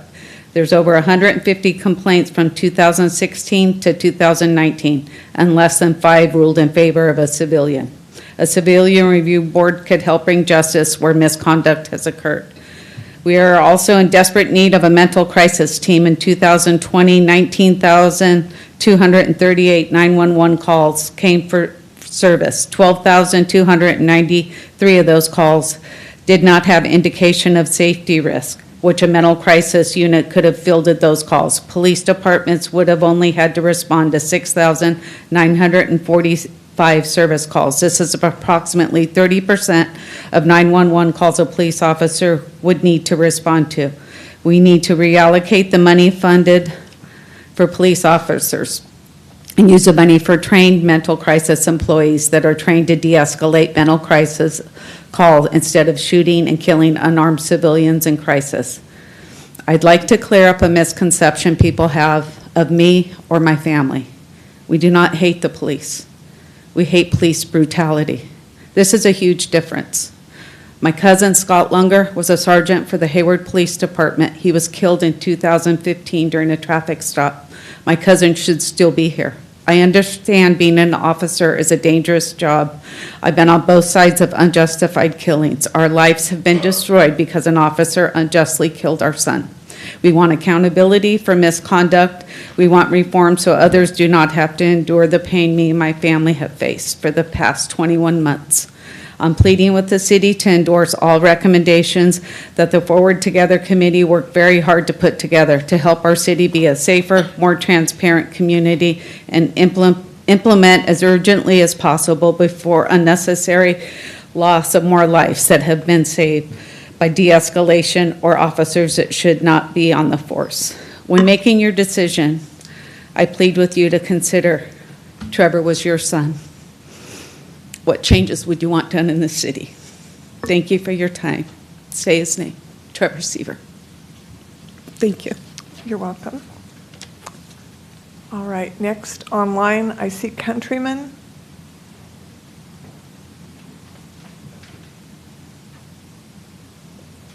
Looks like you're muted.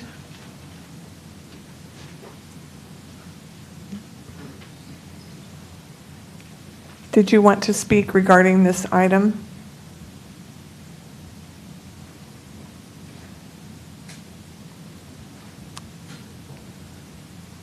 All right, I'll go next online to Ramon Rodriguez. Good evening, Madam Mayor, council members. Good evening. Yeah, I would like to say that this is your chance to implement the reform that we've been fighting for almost 2 years since the death of Trevor Seaver. And also, this is really critical at times when Modesto Police Department really needs to change the culture of warrior mentality culture that we've seen after Trevor, what we've seen with Alonso's, Dylan Harvey, and Paul Chavez. Because right now, this is a chance where the people get to voice their concerns, their complaints when police is not doing their job right.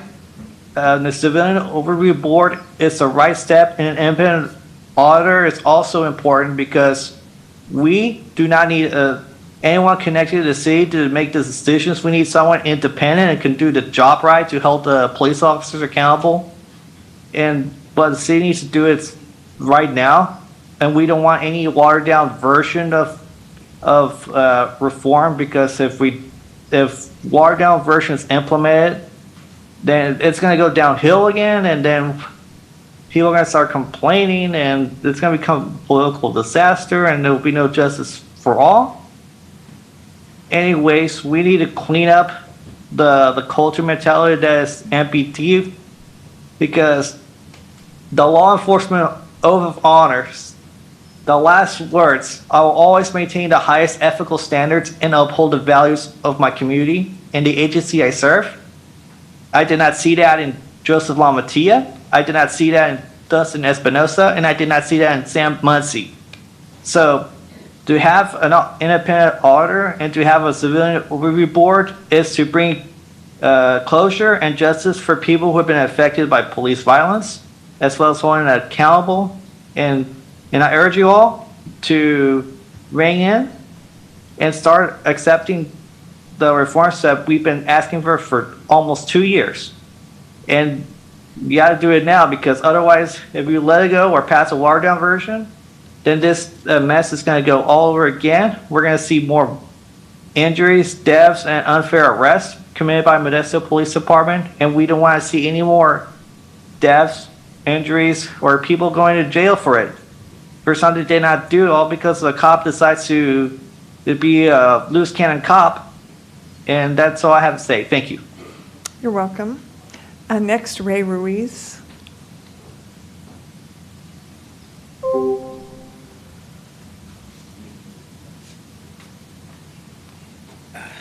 Hi, you guys. Hi there. Ray Ruiz, Trevor's stepfather. I guess I'm kind of a dinosaur, because probably since I was 10 years old, kind of exactly like my dad, I read the paper cover to cover every day. I watch the news every night. And when I'd hear or read about a police shooting, I thought nothing of it. Just figured the guy deserved it.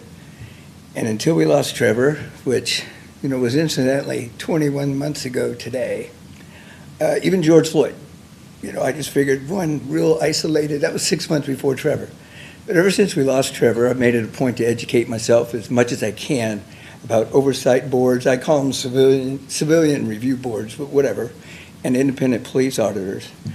And it's been my experience just listening to city council, since we've all been talking about this, that I don't think city council wants an independent police auditor. I've heard more negative comments from you guys than positive. I even heard one city council member say, we don't need a police auditor. We don't need anybody checking what the police spend on their dry cleaning bill.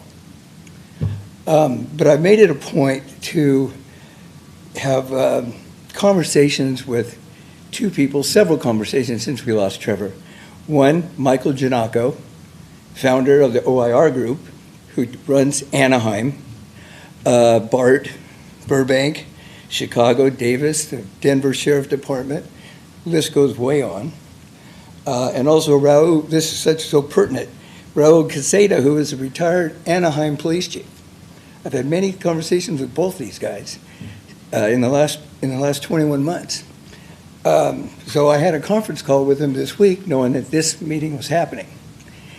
And I kind of told them my belief. I said, the city's talking about a civilian review board and an independent police auditor, but I really don't think they want an independent police auditor. They both said emphatically, if you only do the civilian oversight board and not the independent police auditor, you get nothing from it. Mike Giannacco said 20 years ago, that's what cities did. You'd have a cop make a couple bad shootings, and that was the flavor, his quote exactly, flavor of the month. Let's do a civilian oversight board, and that'll shut up the town. But nothing really happened because of that. So what I truly, but they also said one thing too. They said civilian oversight boards are extremely important to a city. It brings together the community component, which is really valuable, but unless you team it together with a police auditor, where they have, the critical material and get all the information, it doesn't work. You need to have both. So I guess what I'm saying is, I've been lucky enough to have the same profession for the last 33 years. And I've been audited independently every day for those last 33 years. Restaurants, doctors, the guy who built this building went through an independent audit the whole way. I don't understand why cities have a choice. They really shouldn't have a choice. I think every city should have an independent police auditor. So I really hope when you have your meeting, that you don't consider it, just do it. But as far as I'm concerned, I just bang the gavel and say, do exactly what Anaheim's doing, because I know a lot about that, and they're doing a great job. Thank you very much. Sorry for going over. That's all right, thank you. Next online, Cast Crafter.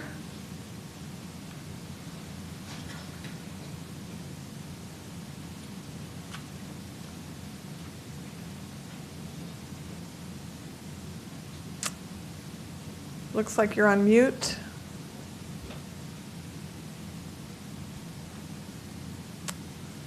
I don't hear anyone, so we will go on to Steve.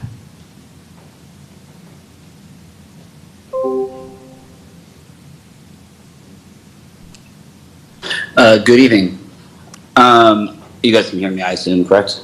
Yes, that's correct. Okay. I just want to start off by saying thank you to Darlene and Ray Ruiz for their profound, beautiful, and absolutely spot-on comments this evening. I personally, those people have touched my life, and I just think it's so poignant to listen to them talk about this, because who else would know better, than someone who has been so tragically affected by the problems that we have in our city. I wanted to say thank you to Council Member Scudio Brayton for your comments about making sure that officers are aware of people's disabilities and various needs. Your example of your two anecdotes were very poignant. I respectfully disagree with an aspect of what you're saying, because you are using those situations to call for the need of better training. And not to say you can't talk about that tonight, but I think that those anecdotes are better served to strengthen the need for what we're talking about tonight in an official way. Because the thing is I think that,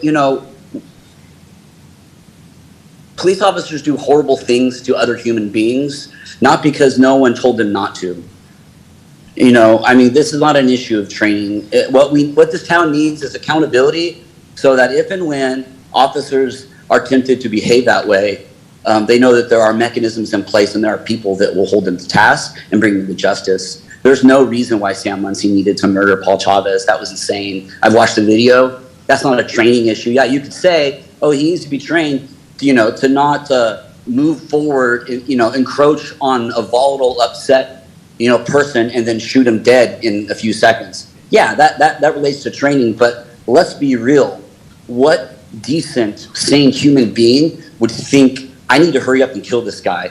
I know there's a lot of different factors. Maybe he was afraid, but you know what? He chose to kill him, And I just want to remind everyone that there is the human element involved. And I know there's a lot of tedious work to be done to make all this happen. But you guys need to remember that, if you don't like people coming into your council meetings hurt, pain-ridden, and just downright pissed and grumpy, and not behaving themselves appropriately, you need to remember what put them here and what brought us all to this place. I just want to, echo what Darlene said. This town needs an independent auditor coupled with a civilian oversight board. I too, like Ray was pointing out, I've heard a lot of comments coming from the people that hold control and power over my life as a Modestan, including you guys there in the council, and people from the city manager's office, and especially from the police department. Indicating that they're opposed to those things. And I don't think that they should be afraid of a group of citizens who are tasked with, keeping us safe. And, if they're afraid of them, to me, that just shows that they have a reason to want to keep the amount of control that they have, and they want to keep, lots of things under wraps. So I hope that the city can move in the right direction on behalf of the human beings that live in this town, and not on behalf of the particular human beings who happen to hold a lot of power. Thank you. Thank you, and you're welcome. All right, next, in person, Jonathan Williams.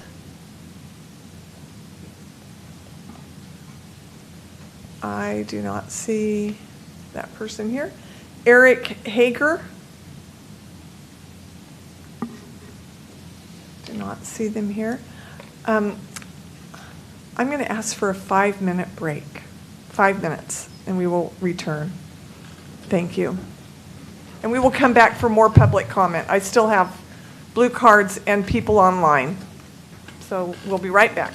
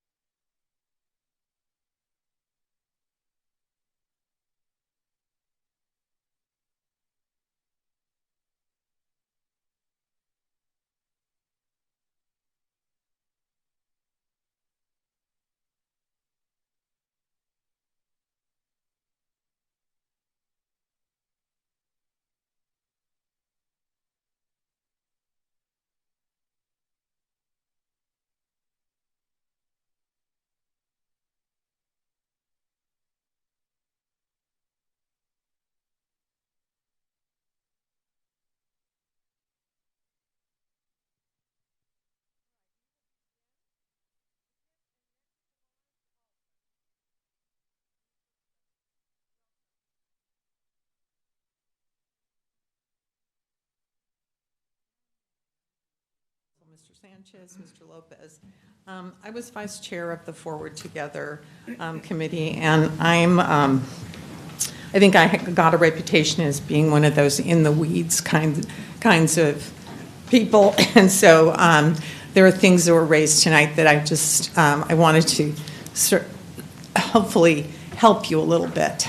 When the differences between the independent auditor and I'm going to call it the Police Review Board because that's what we called it, and now you have a new acronym and it's going to confuse me.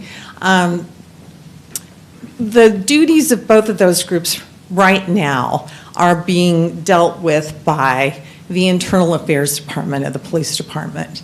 And the way I understood it is if you did the independent auditor and the Police Review Board, the independent auditor is going to be primarily responsible for dealing with critical incidents. And they're going to be looking at things in a very in-depth way. And because the independent auditor has a legal background, if there's lawsuits and litigation, there are going to be things that the independent auditor is going to be able to do that a Police Review Board could never do. But understand that maybe the independent auditor will meet and confer with the Police Review Board about what's happening, but ultimately, in looking at things in great depth, the independent auditor will be able to determine if there are policies and procedures that are problematic and make specific recommendations about how those policies and procedures can be amended.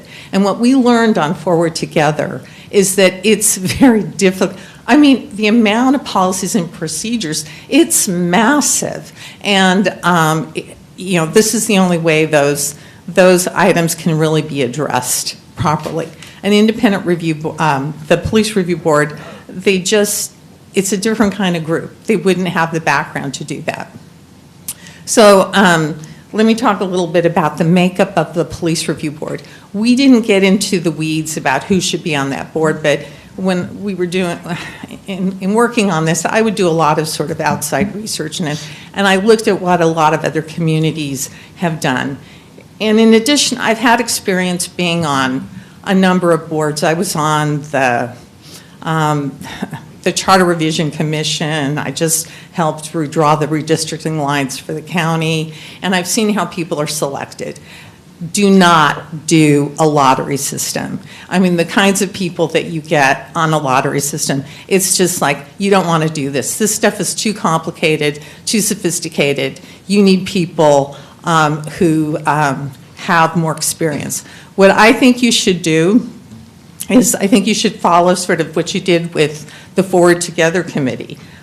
You had certain stakeholders from the beginning, and on that Police Review Board, I think it's imperative that you have someone from the ACLU, someone from the NAACP, someone from one of the Latino groups, a police representative, and a criminal defense representative, someone who has a legal background doing criminal defense, and then a mental health representative. And then each of you could do a representative for each of your district. But I think those stakeholders are really important. And you're term limiting people out. But when you have these representatives with these backgrounds, what will happen is they will have institutional memory. And having served on a lot of different committees, institutional memory is really important for community boards to be effective. Otherwise, people don't understand, why do we do this in the first place? And then someone can say, well, there was that incident and this happened and that's why we started doing it this way. And I think it just makes a more effective board. Anyway, those were just some things that, you have a question, Mr. Madrigal? All right. Good comment. Pardon me? Good comment. All right. I really hesitate engaging in the back and forth at this point because you're going to have an opportunity to have comments. But go ahead, Councilmember Madrigal. Thank you, Madam Mayor. I counted, there's about 23, I think, voting members of the Forward Together Committee. And right. You mentioned recommending having different categories of folks that were stakeholders and then also 6 appointees. I mean, that could either be like a the ones that you mentioned off the top of your It'd be head? 12, It could be 12-ish, 13-ish. 12, 13 people, yeah. So just, my question is, with this larger group of the Forward Together Committee, was there ever a moment when y'all got stuck on anything because the group was too big? You know what? There were so many people who were on the committee who never participated at all because they had conflicts with the agencies that they worked for. I would say, and there are other people here, I mean, the active group, I mean, there was usually, I would say, a dozen of us who were very actively involved. So if this is something that truly interests people, you know what? The conflicts were resolvable. I don't think we had any real huge conflicts. Nothing because the group was too big? No, never because the group was too big. Okay. That was my question. Thanks. Okay. Anyway, thank you. Thanks. Next online, we have Patrick.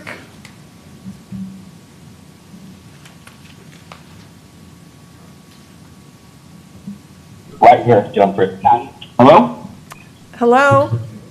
Yes, I just want to start by commending the bravery it took for the Ruiz to get up there and speak.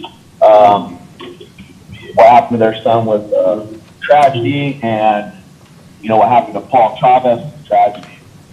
I believe it could have all not happened if, you know, there was some kind of accountability. But she stated a very interesting fact that out of the 10 shootings by police officers, Lamantia was 5 of those. And then let's just add that Sam Muncy killed 2 of those. So we're on the same path that Lamantia was on. You know, obviously he's a bad link in the chain. I'm telling you, if he felt that Paul Chavez was going to kill somebody or hurt somebody that day, he was Officer Locker. Because all I see was a man that was, you know, obviously having some kind of issues going on, and he had to pay with his life that day, and it's absolutely disgusting. I just can't believe that man, Samuel Muncy, believed that he needed to die. You know, I don't know if any one of you have ever held free ball toe hinge, but it's not a baton. It's not a, you know, a very lightweight object you can just swing, you know. Also, you know, we talk about how they have tasers and that Paul Chavez was tased that day. What about their batons? Last I checked, police officers carry a collapsible baton, or sometimes they even carry a full-length baton. It blows my mind that Paul Chavez didn't have a gun, a knife, or anything, and he still was shot whenever clearly Officer Muncy or another officer involved could have easily, you know, brought out a baton and engaged him that way. Sam Muncy could have entered that whole situation differently. He came in hostile. He could have just pulled up in his car, stayed in his car, gun drawn on his lap, and said, hey there, Mr. Chavez, are you having a problem? What's up? Let's talk about it. And I promise that Paul Chavez didn't have to die that night. He just took that one action. Something was going on with Sam Muncy that day. I don't know what. Only Muncy knows, or his family. But I'll tell you, those were actions of a bad man. And that bad man is still on duty with the gun right now.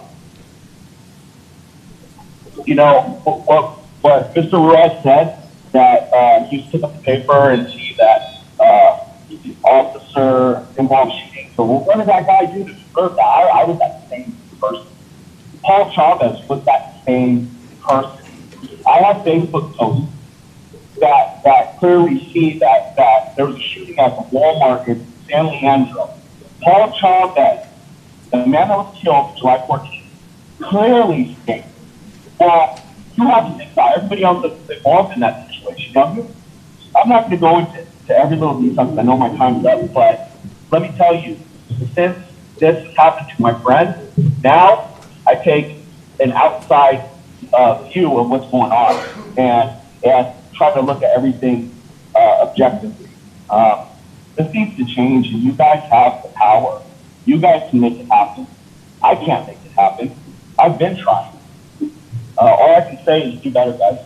And I just want to end by saying Paul Chavez and Trevor Seaver and anybody else tonight police brutality in Modesto. Thank you. Thank you. Next, Sebastian Jones.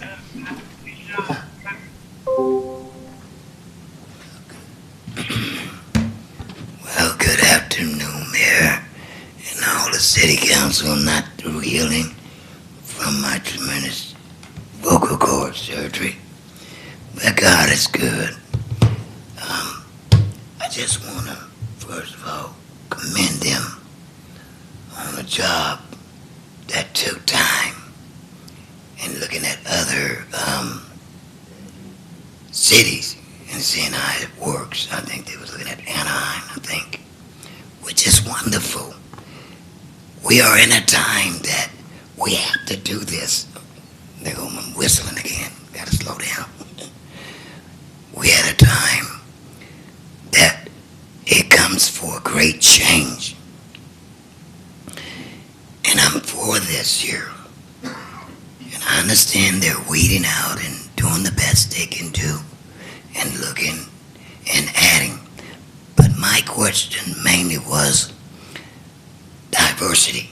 Is this gonna be, I'm supposed to be talking to you guys. I do this all the time. But to make sure that it's diversity, that it would be equal. And I know they have a 2-year term. Then who would take that if they was an African American or a Latino or whatever nationality? But we have to keep it diversity here so it can be fair, I think. But I think this is a good thing, City Council. And I know some of you guys may think back in the 60s and 70s, this is 2022. We're moving. And we need to think of the times that we haven't just like to go back. It struck me. But I'm moving. So I hope that you guys look at this and really consider it. It's working. It can work. I understand the chief has his hand full, especially when he probably have to deal with the union. And a lot of people don't know how that works when these police officers do bad, I guess. And they have a union to protect them, but that's why we need this committee here. And the people's all in place. They may even add another position, as they go. And as they sit down and negotiate and see all this. And like I tell them, don't I get 5 minutes? Like I tell them, you guys keep doing what you're doing, moving forward and getting it together. Because I think it's a good time in these days and time that we live in. It's very terrible. But changes bring good. And I want to thank you for your time. And City Council, really, let's move on this year. There's going to be some more added stuff they got to add in there. But let's do it. Thank you. You're welcome. Next, online, John. Oh, it's gone. Alicia Hager. I can hear you. Can you hear me? Yes.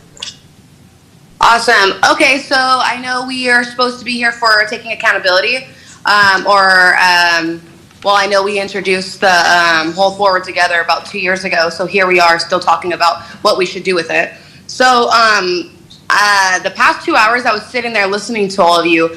Some of you guys had some good points. Some of you guys literally just repeated yourself in numerous different ways to keep us sitting there forever. We understand that you guys want that you guys agree that we all wanted individual auditor. I don't agree that it should have anything to do with the city, and I don't agree that we should be copying anybody else's forms of policemanship. Apparently, they are in their own place of form because of their population and their incidences. Has nothing to do with ours. Obviously, ours has to do with a little bit personal information. You know, our policemen are taking things personal, and since we want to talk about Anaheim so much, because we are only comparing one district or one county over numerous amounts of years, which makes zero sense. So let's keep this very clear. We should get many districts that will have all the same policies as ours, that have been through the same amount of things, which you're not going to find. So obviously, don't look at another county for our solutions. We need to make our own solution, which is going to be a hybrid effect of the combination that we were talking about earlier, but it cannot go back to the chief. If it goes back to the chief, you guys are just a bunch of mobsters that are giving money to the same homeboy that's giving it right back to homeboy. It makes no sense whatsoever. You guys need to drop the chief of police, because that's why we're here, right? Is because the police are killing people, so let's go give them more money and ask him for advice? How does that make any sense? Let's ask the murderer for advice? I ask you guys, how does that make any sense? Let your guys' son die because he was mistaken, and then ask the murderer for advice on what we should do. No, stop talking to the chief of police. He is zero help. They're training their units wrongfully. So let's go and copy another county. Let's take Alameda, for instance. Just this week, they're starting all of this protocol mandatory, which is another word you guys need to start using instead of just, oh, let's use these words like recommendations or advise. No, those are words that are 2 years old. You understand? The words that are for today, 2022, 2 years after we introduced this whole conspiracy of what we should be doing, is now going to be what we will do, mandatory. Recommendation is no longer existing. And that's why we're still sitting here, is because you guys are sitting there talking about recommendations and advice over and over again for 2.5 hours and talking to homeboy chief who has, what does he have to do with anything? Honestly, what is he's training the people wrong, but we should ask him if this is cool with him. Hey, chief, is this cool with you, even though you're the one that's got us in this predicament in the first place? Hey, is this cool with you that we continue this way? No, drop the middleman. It needs to be an outside district member. And obviously, it can't be a lottery ticket way. Because if you want a bunch of idiots running our country, would you let your family member die and then leave it up to a lottery member of somebody who you hope is well educated and hope is not racial? And hope is not getting paid for under the table by the police department? Because that's the problem that we have right now, is that they're so intertwined, you guys don't understand it. Or I think what the better term is, you guys do understand it and you guys are keeping them intertwined and keeping it right back at the chief of police. Drop the chief of police and start listening to the people, because you guys sure as fuck talked for the last 2.5 hours. All right, Alicia. It's only 3 minutes. 3 minutes, Sue. 3 minutes. You guys had 2.5 hours to repeat yourself. Get a thesaurus, okay? Drop the chief of police, $1.2 million to copy somebody else's theme instead of coming up with your own. You're tired of hearing me. No. I have a right, and my right lasts more than 3 minutes, since your guys' lasted 2.5 hours. I hope the chief hears me too. Now, chief, this is not your district. You understand? Alicia? This is our people's district who want change. Excuse me, Sue, I'm speaking, and I know your mom taught you to be quiet while people are speaking. Excuse me. Thank you. Okay, excuse me, Sue, I'm still speaking. When my period has a period at the end of the sentence, then it'd be your turn. Because I done sat there for 2 hours, and you didn't let me talk. So like I said, the people don't want anything to intertwine with the chief of police, because that means they'll kill you next. Now you may speak. Thank you. No, thank you. All right. That's it. Next, in person, we have Will Kelly.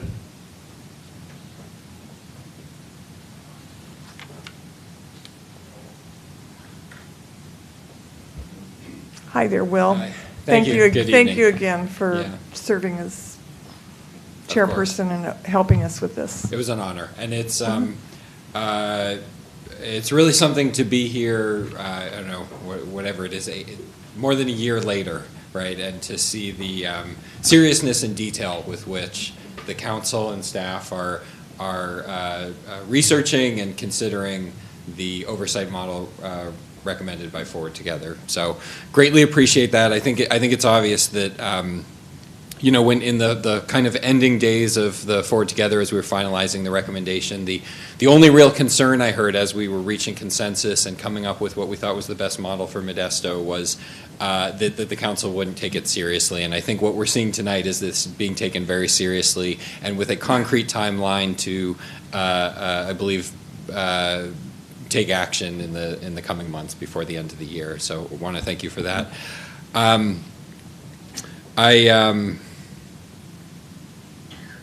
Sorry, I'm just processing the previous. I do want to just maybe make a few comments. One thing in particular, as you're considering, sorry.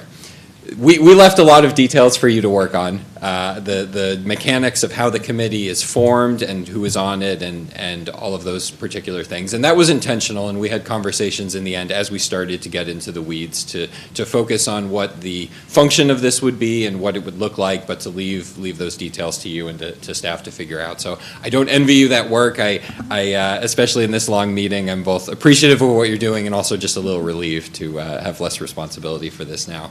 But I do want to maybe just offer one thing in particular. I think when, whatever it looks like, whatever the system is, and I understand people's concerned about a lottery system that works for Anaheim, but maybe not here. I hope there's an intent to get to the end result that looks a lot like Forward Together. Not necessarily the same, maybe a similar appointment process, maybe something totally different, but what we really had there was a diverse group of people representing different interests who were committed to the work, who came together, who really built trust amongst ourselves and were able to, I think, handle some really complicated things. And just in particular, as you're considering criteria and things like that, I don't know what Anaheim's background check looks like or what the function is or what the kind of eligibility criteria are, but we benefited tremendously from perspectives from people with past involvement with the criminal justice system, and I would not want there to be any barrier that would keep people out. So I hope you'll consider that a valid perspective for whatever this group ends up looking like in the end. With that, just thank you again. All right, thank you for your input. I had a brief question for the previous speaker, if I may. Mm-hmm. Will? Oh, yeah. I had a brief question.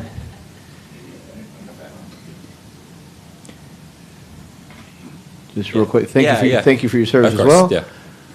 You mentioned that the committee had some discussions about, that you started having towards the end some discussions about the composition, for example, and whatnot, but that you decided to leave it to the council. Besides the fact that it's because we're the council, like I was wondering, like, if you could offer for more insight as to why you all decided to leave it to us to come up with to hammer out these details. It seemed appropriate for the council to make decision. Also, just a matter of we could go on forever, right? We could have figured that out and then figured out the next thing and the next thing, right? It seemed appropriate to leave that to you and just to conclude in, we concluded in, I think, roughly the time frame that the council prescribed in the beginning. So, yeah, exactly, timeline issues as well. But I do remember a number of conversations about, what I just said a few moments ago about something, about Forward Together providing a good model, whether you use a similar appointment structure or something totally different, providing a good model for what this could look like. With the possible exception of, I think as Solange covered earlier, of it perhaps not being so large, right, and there being a smaller, more manageable group. But and I think some members of the group will be interested in continuing to serve and participate and help out however they can. So I hope that answers your question. Yeah, and just one follow-up, what I asked Solange. So any differences that you experienced in the committee, they were resolvable, like the group wasn't too big? Yeah, I think we did, exceeded all expectations, including my own, in reaching consensus, yeah. Okay. Yeah. All right, thank you very much. Next, James Costello.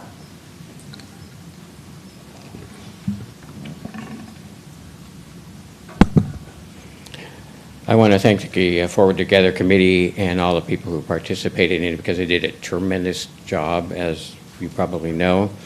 I would just encourage that all the council members go to the Anaheim website or get a hold of those documents, the OIR reports and the commission reports, because they are extremely well-written and may answer some of your questions that you've had, because they're dynamite to read. The other thing is regarding a website, they have a public website. All the reports are available. The public can communicate with the commission through email, and I would suggest having maybe a more formalized, rather than just say email the committee, which the website does, have an actual form to file a complaint or a request or something, that tighten that up a little bit. The other thing is just a clarification. Under the IPA, it says reviews administrative investigations of sergeants or higher, and I would like that clarified, because it sounds like if something happens and a sergeant didn't do it, or was somebody lower, it wouldn't be necessarily the purview of the IPA. Now, in truth, that's probably not the case, and it probably has to do with more arcane or administrative duties. You don't want to weigh the IPA down with trivia or unnecessary investigations. But I would just like that language clarified at some point regarding the functions. And lastly, I support everything Solange said. You really do. This is not an ordinary commission. You're going to really need people who want to do it and who really have a little background, plus maybe the district members, but you really need the expertise, I think. Right, thank you. Next, I'll go online to Cass Crafter.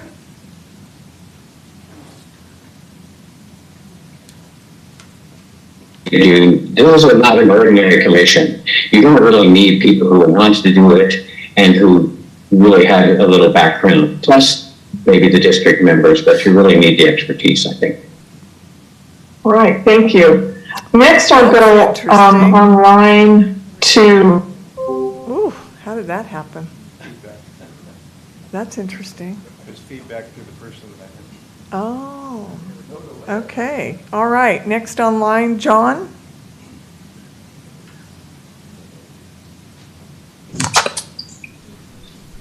Hi, can you hear me? Yes. Perfect, thank you. So I want to start off like I do every time with the three names. Paul III, Abraham, Josiah. Those, once again, are the three little boys that never get to see their father again. Those are the three little boys that get to sit there at night and wonder what the hell happened for the rest of their lives. Why is this man still on the street? Why does he still have a service pistol and a badge? Why is he still a part of the Modesto Police Department? Does he have goals in life? My cousin did. What went through his head the day that he pulled that trigger? Because all my cousin wanted to do was go home. All he wanted was his family. Yet he didn't get the choice. Sam Muncie made the choice. And he clearly made the wrong choice.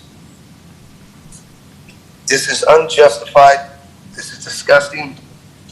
We still are fighting for this. I have a feeling we're going to be fighting for a long time. I'm nowhere near done. I'm pretty sure my family's not either. I'm just getting started. I'm just figuring out the right things to say and the right words to use.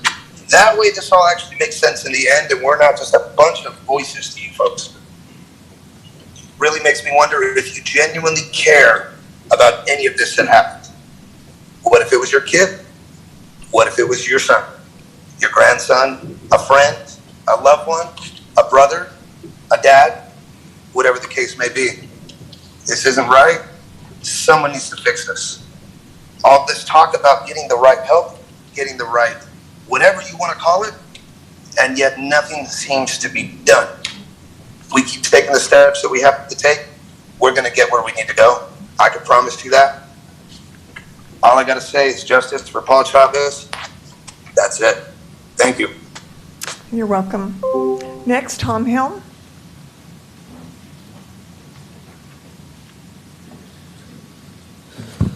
Thank you, Mayor, Council. I was a member of the Forward Together Committee, representing the Stanislaus chapter of the ACLU, but my comments here are just representing myself personally. So just a few comments on some of the questions that were asked, if I can add any insight. This isn't necessarily suggestions, but just more food for thought, because I don't, these aren't things that I decided on what you should do. It's just thoughts that I had listening to the conversation.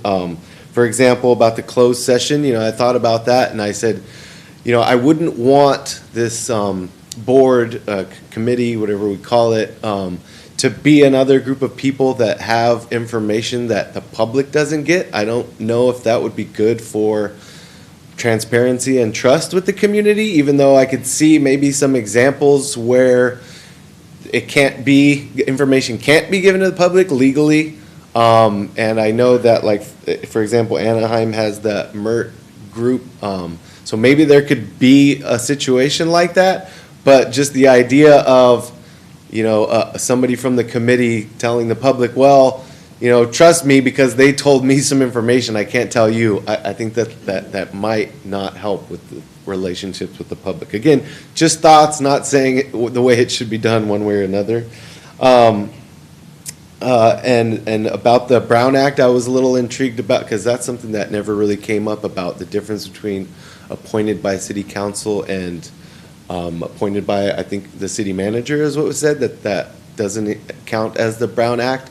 So again, kind of the same thing. It seems like this needs to be as transparent as possible. The public has to be able to find out the information that's going to create that trust. And I think that that's the most important thing that this can have. I wanted to just address a comment about monthly meetings, that was that because of incidents that happened. I just wanted to make the point that it shouldn't be reactions to events all the time. We should be getting ahead of situations, so I think that's why it's a good thing to have regular meetings. One of the subcommittees actually kind of came up with a list of things that could be looked into. So even if there, hopefully there isn't any incidents, right? But you can start looking at, for example, we pointed out the Latino youth arrest rates and how that could be looked into, not to say, don't arrest certain people, but to look at why, does it have to do with, certain areas or what that might be. Another thing I wanted to mention was in forming this committee, something that came up with Forward Together that you heard a lot about was outreach, Spanish language outreach to the Latino community. That some things were in Spanish, for example, but like the form to fill out an application wasn't, so it wasn't across the board accessible all the time. And I know I'm already over my time, but just really quick, the term limit, somebody already mentioned it, about 2 years.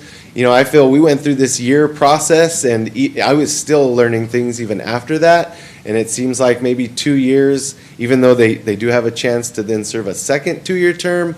My just initial thoughts was that 2 years maybe isn't enough for somebody to gain the knowledge and then for that knowledge to be useful. And I know I might have a personal aspect to this because I recently moved out of Modesto after living here for over 10 years. But I do think that, there could be people representing districts, but I think it should be open. I'm not just talking about myself, but to others with expertise that maybe have a background in working in some of these. Keep that open a little bit. Maybe it can be a little bit of both, people representing areas of Modesto. It should also maybe not be by district, but maybe, like, for example, which districts have more interactions with police? What are the demographics of the districts? So if you're just picking one from each district, it might not exactly represent the folks that need to be a part of this process. And I'll leave it at that. Thank you. Sorry for going over time. Oh, that's all right. Thank you.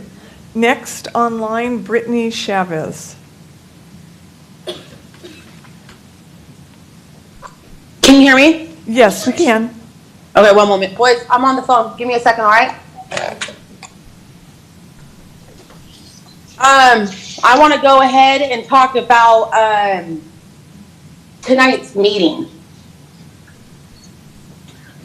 As I was walking out, I was frustrated.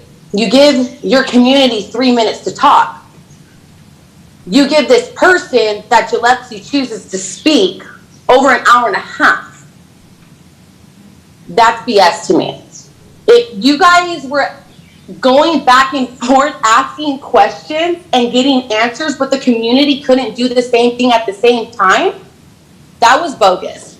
That should have been done something on your guys' side, not the community, if the community wasn't allowed to be a part of you guys going back and forth. That was ridiculous. You guys should have had your own thing that was going on, and then after you got certain things addressed, and after whatever her name is, wasn't able to answer half of the questions that were going on, those should have been questions that after today's meeting, she should have went back with Gillespie and whoever else she's corresponding with to have those addressed. So that way when she reaches out with Gillespie and the community, it wouldn't, I don't know that at this time. I don't know this. I don't know that. Can you help me correspond with? Like, I don't understand anything that just happened tonight except for what I believe happened a year or two ago when you first started the Forward Together crap. And all I heard during the entire time was nothing but redundant, repetitive, over and over and over and over again. You know what that tells me? And I just started getting familiarized with this, that you haven't moved forward. You do not plan on moving forward. You keep saying the same things and nothing is going to be done because nothing has been done. And now you're going to sit there and say, oh, we're going to try to implement these things in December or in March. I mean, really, are you? Because it doesn't sound like they've got their crap together now. We're about to be in October. What, the next couple days? So I'm a little frustrated because to me, nothing is going to get done.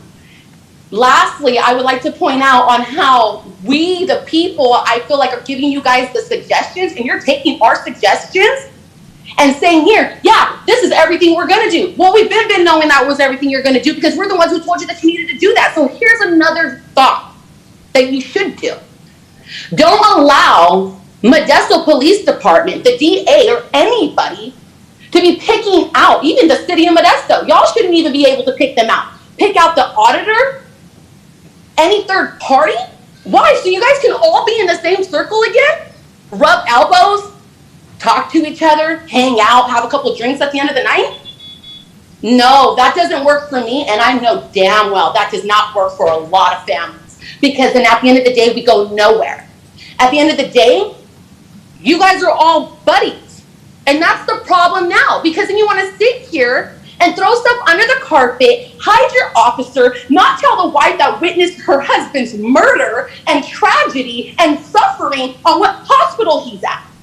Or how she couldn't go to him and pray over him or pray with him and give him comfort. That's what you just told me tonight.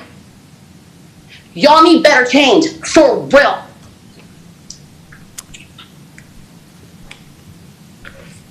All right, thank you.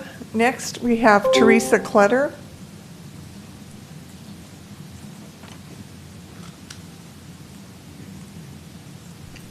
Hello?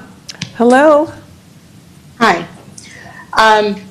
As most of you are aware, I am the mother-in-law of Paul Chavez, who was murdered by Samuel Muncie on July 14, 2022, in front of myself, my husband, and my daughter Brittany, as well as her 3 children who heard the gunfire. I was very, excited, for a lack of a better word at the moment, for this meeting tonight because I was really hoping to hear some better suggestions.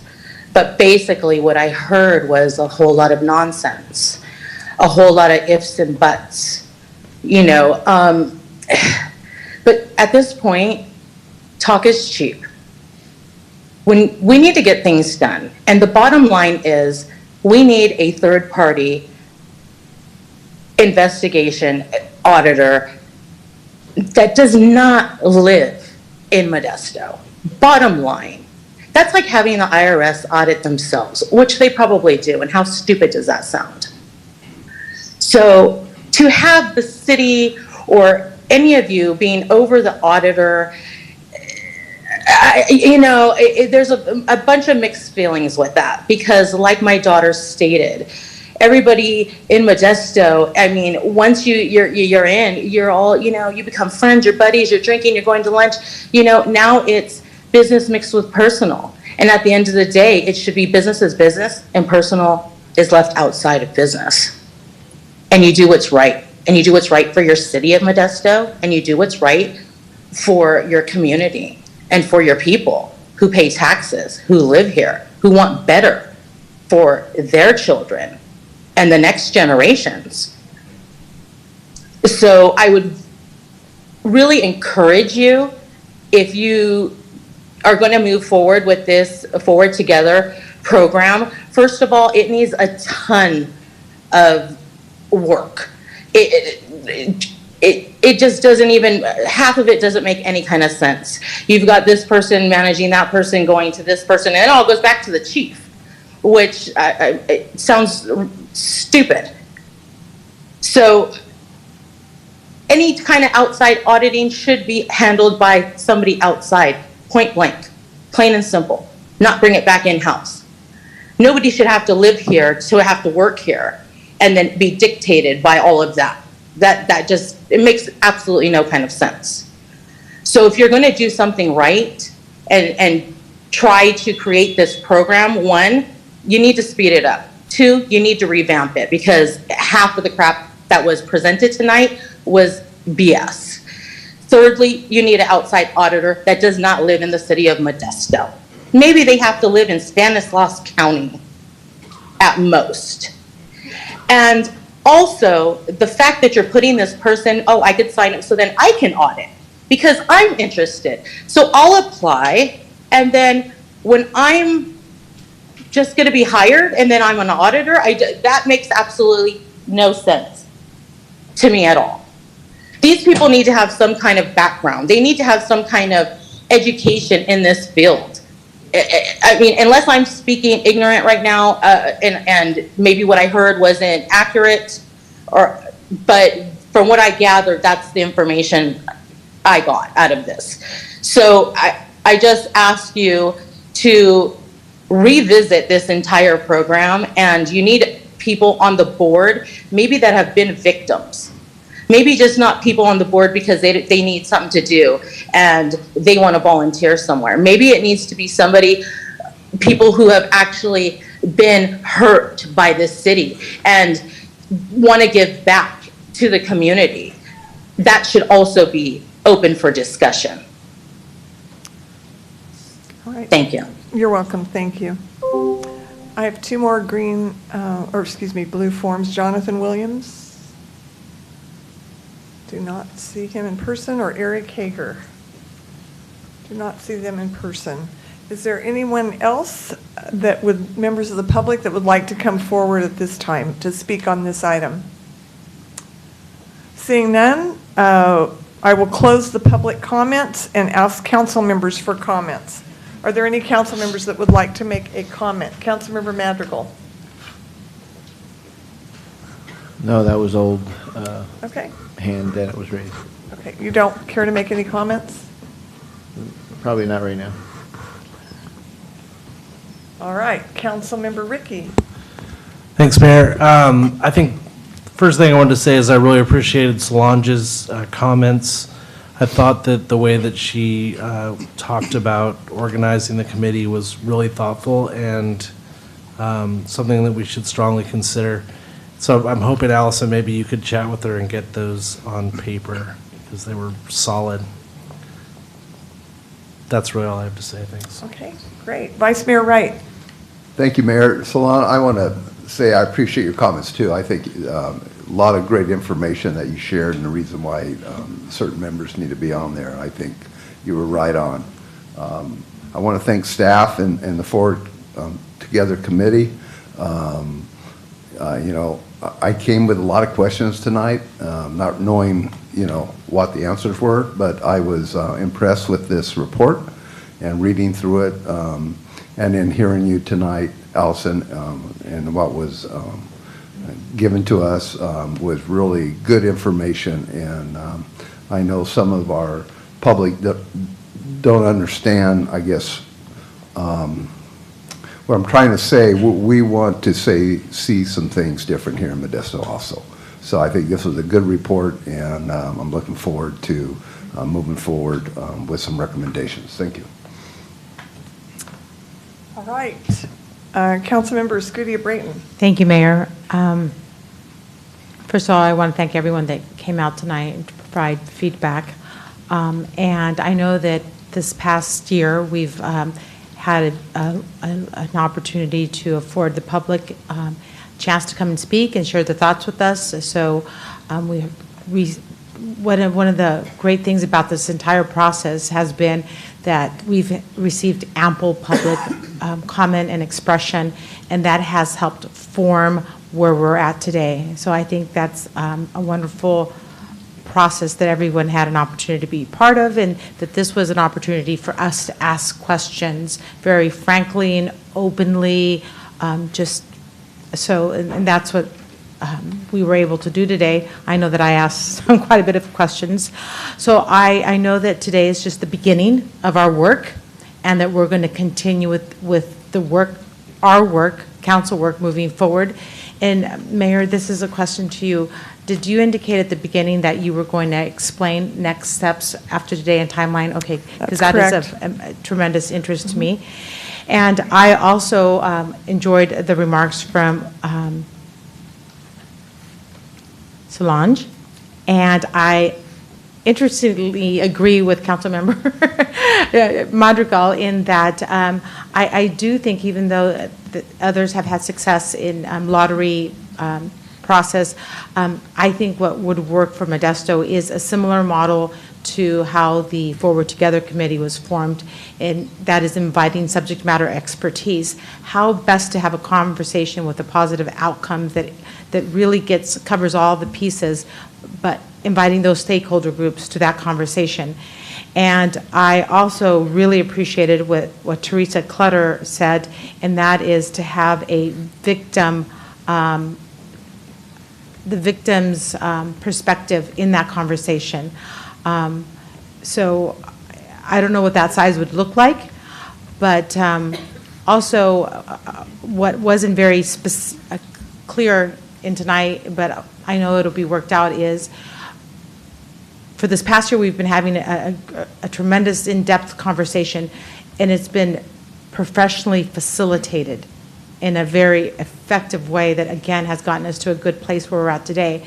So I hope we give it some thought moving forward as to how we're going to help this new COB, this new group, be as effective as this Forward Together Part 1 was, and what that might look like in terms of helping them communicate with each other and have a positive outcome.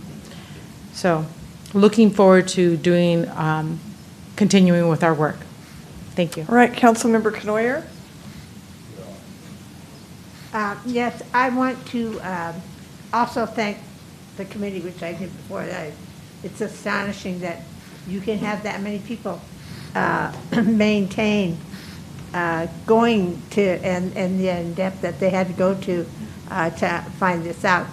I think something that the public doesn't understand, and even a lot of us didn't understand when we were elected to the positions we are. Nothing moves fast in government. You want to do it right. And just because we set time limits, sometimes that doesn't work out. Sometimes, I mean, there's a lot of work to do to this process. Really deciding, do we want the two? How are we going to put together the commission? And I think that is going to be very difficult, because we're going to have to decide, because I think Solange was right, and I'm sure some of the other committee members would agree, that you need more than just having us advice, have one from each district. You need the expertise. That's what you had at this committee. You had expertise. You had people that apparently broke off into little ad hoc committees. So even though we're doing this, even though it's been 2 years, just understand it's not because we're not going to change, but we want to do it right, and you don't want to rush into deciding something. So just be patient. We're getting there, but it probably isn't as fast as you would like. All right, Councilmember Madrigal. Thank you. What Councilmember Escutia Brayton said about the facilitation of the group and how we had a professionally facilitated group that got us to this point.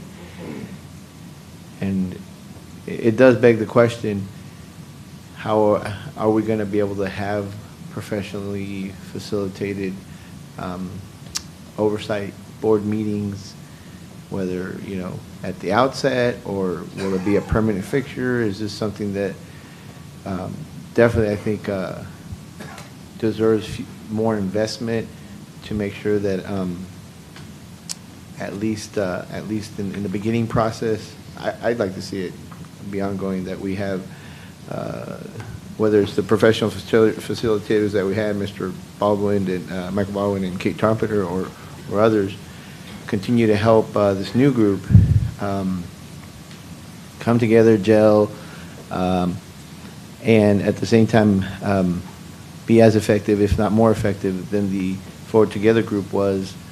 I really believe that it is important that we, whether this council makes that decision or future councils make that decision, that this type of investment gets made in this. Because just to speak about this comparatively, I do recall some of the discussions that were had in the past about, the makeup of the Citizens Oversight Board, of the Measure L Committee, and this has to do with our city's share of the road tax and how much thought and care we put into that. And I think we definitely need to continue to demonstrate the thought and care that we're going to put into how we move forward when it comes to the way that our community and our police interact, work together to move forward together. And so I hope that either this council, if it's our decision, or future councils, take note of that and realize that it's definitely worth the funding investment for specifically having professional facilitation at the beginning, because in my experience, I don't know that, in my experience, what I've seen is that, staff who staff committees, they provide all the assistance, the information and whatnot, and they're available at meetings to answer a specific question about existing policy. However, when it comes to should we do this or should we do that, or that's not really what I've seen staff's role to be. And I don't think it'd be fair to staff to start leaning on them. Well, now you're a facilitator too, that kind of a thing. So, I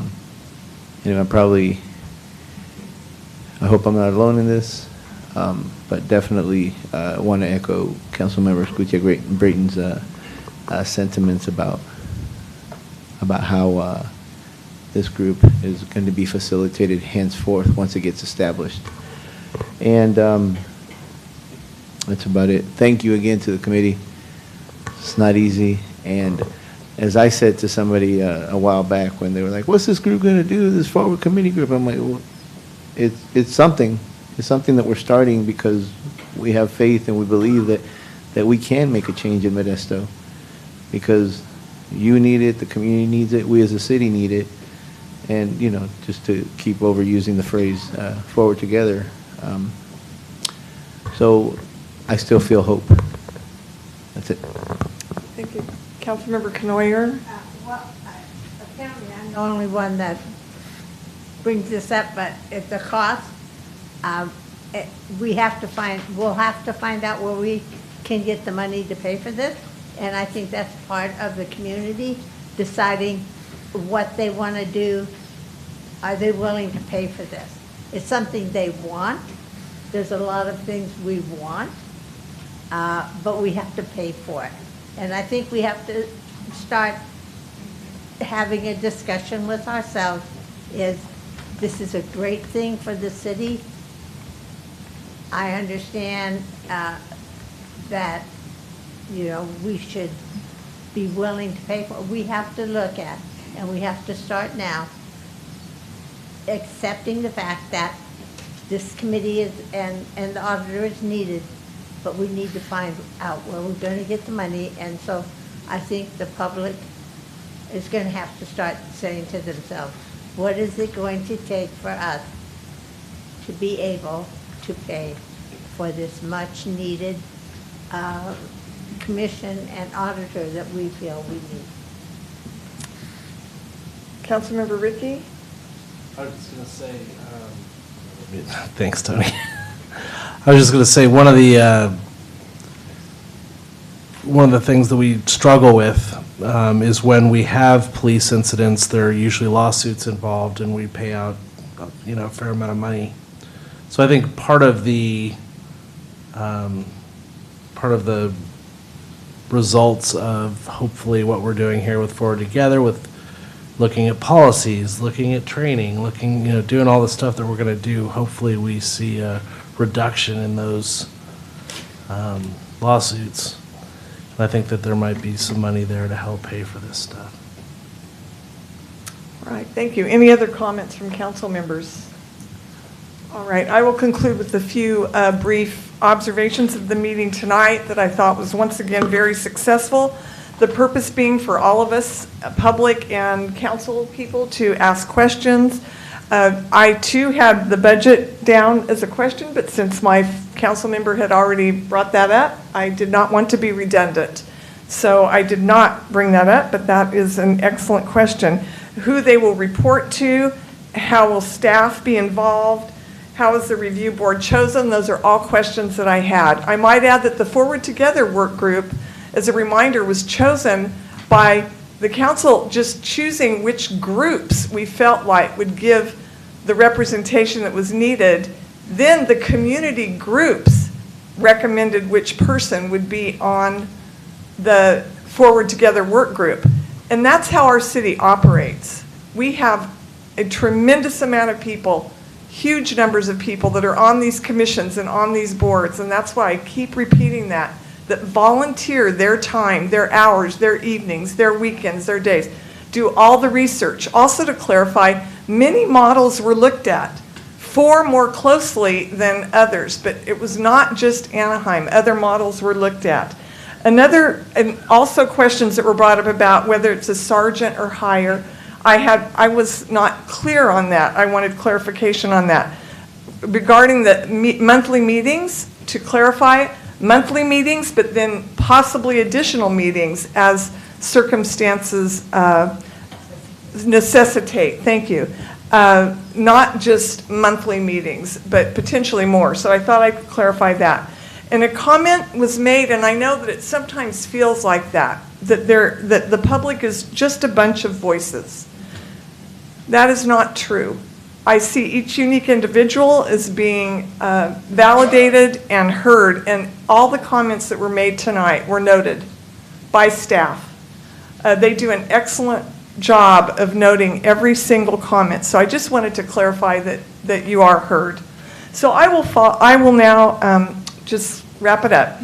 Following tonight's workshop, city staff will bring an item back to the council on December 13th, 2022, regarding the implementation of the Community Oversight Board and the Independent Police Auditor.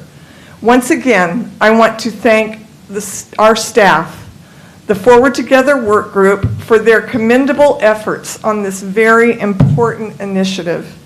We have taken their recommendation report and have directed staff to begin working on the implementation of the accountability components. We look forward to staff bringing this item back to council in December for consideration.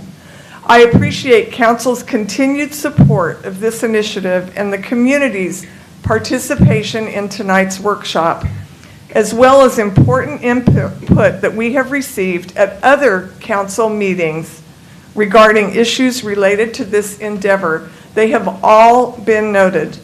We hear you and remain committed to strengthening the relationship between the city and our community. Are there any matters too late for the agenda? Seeing none, I am calling this meeting of the City Council to be adjourned.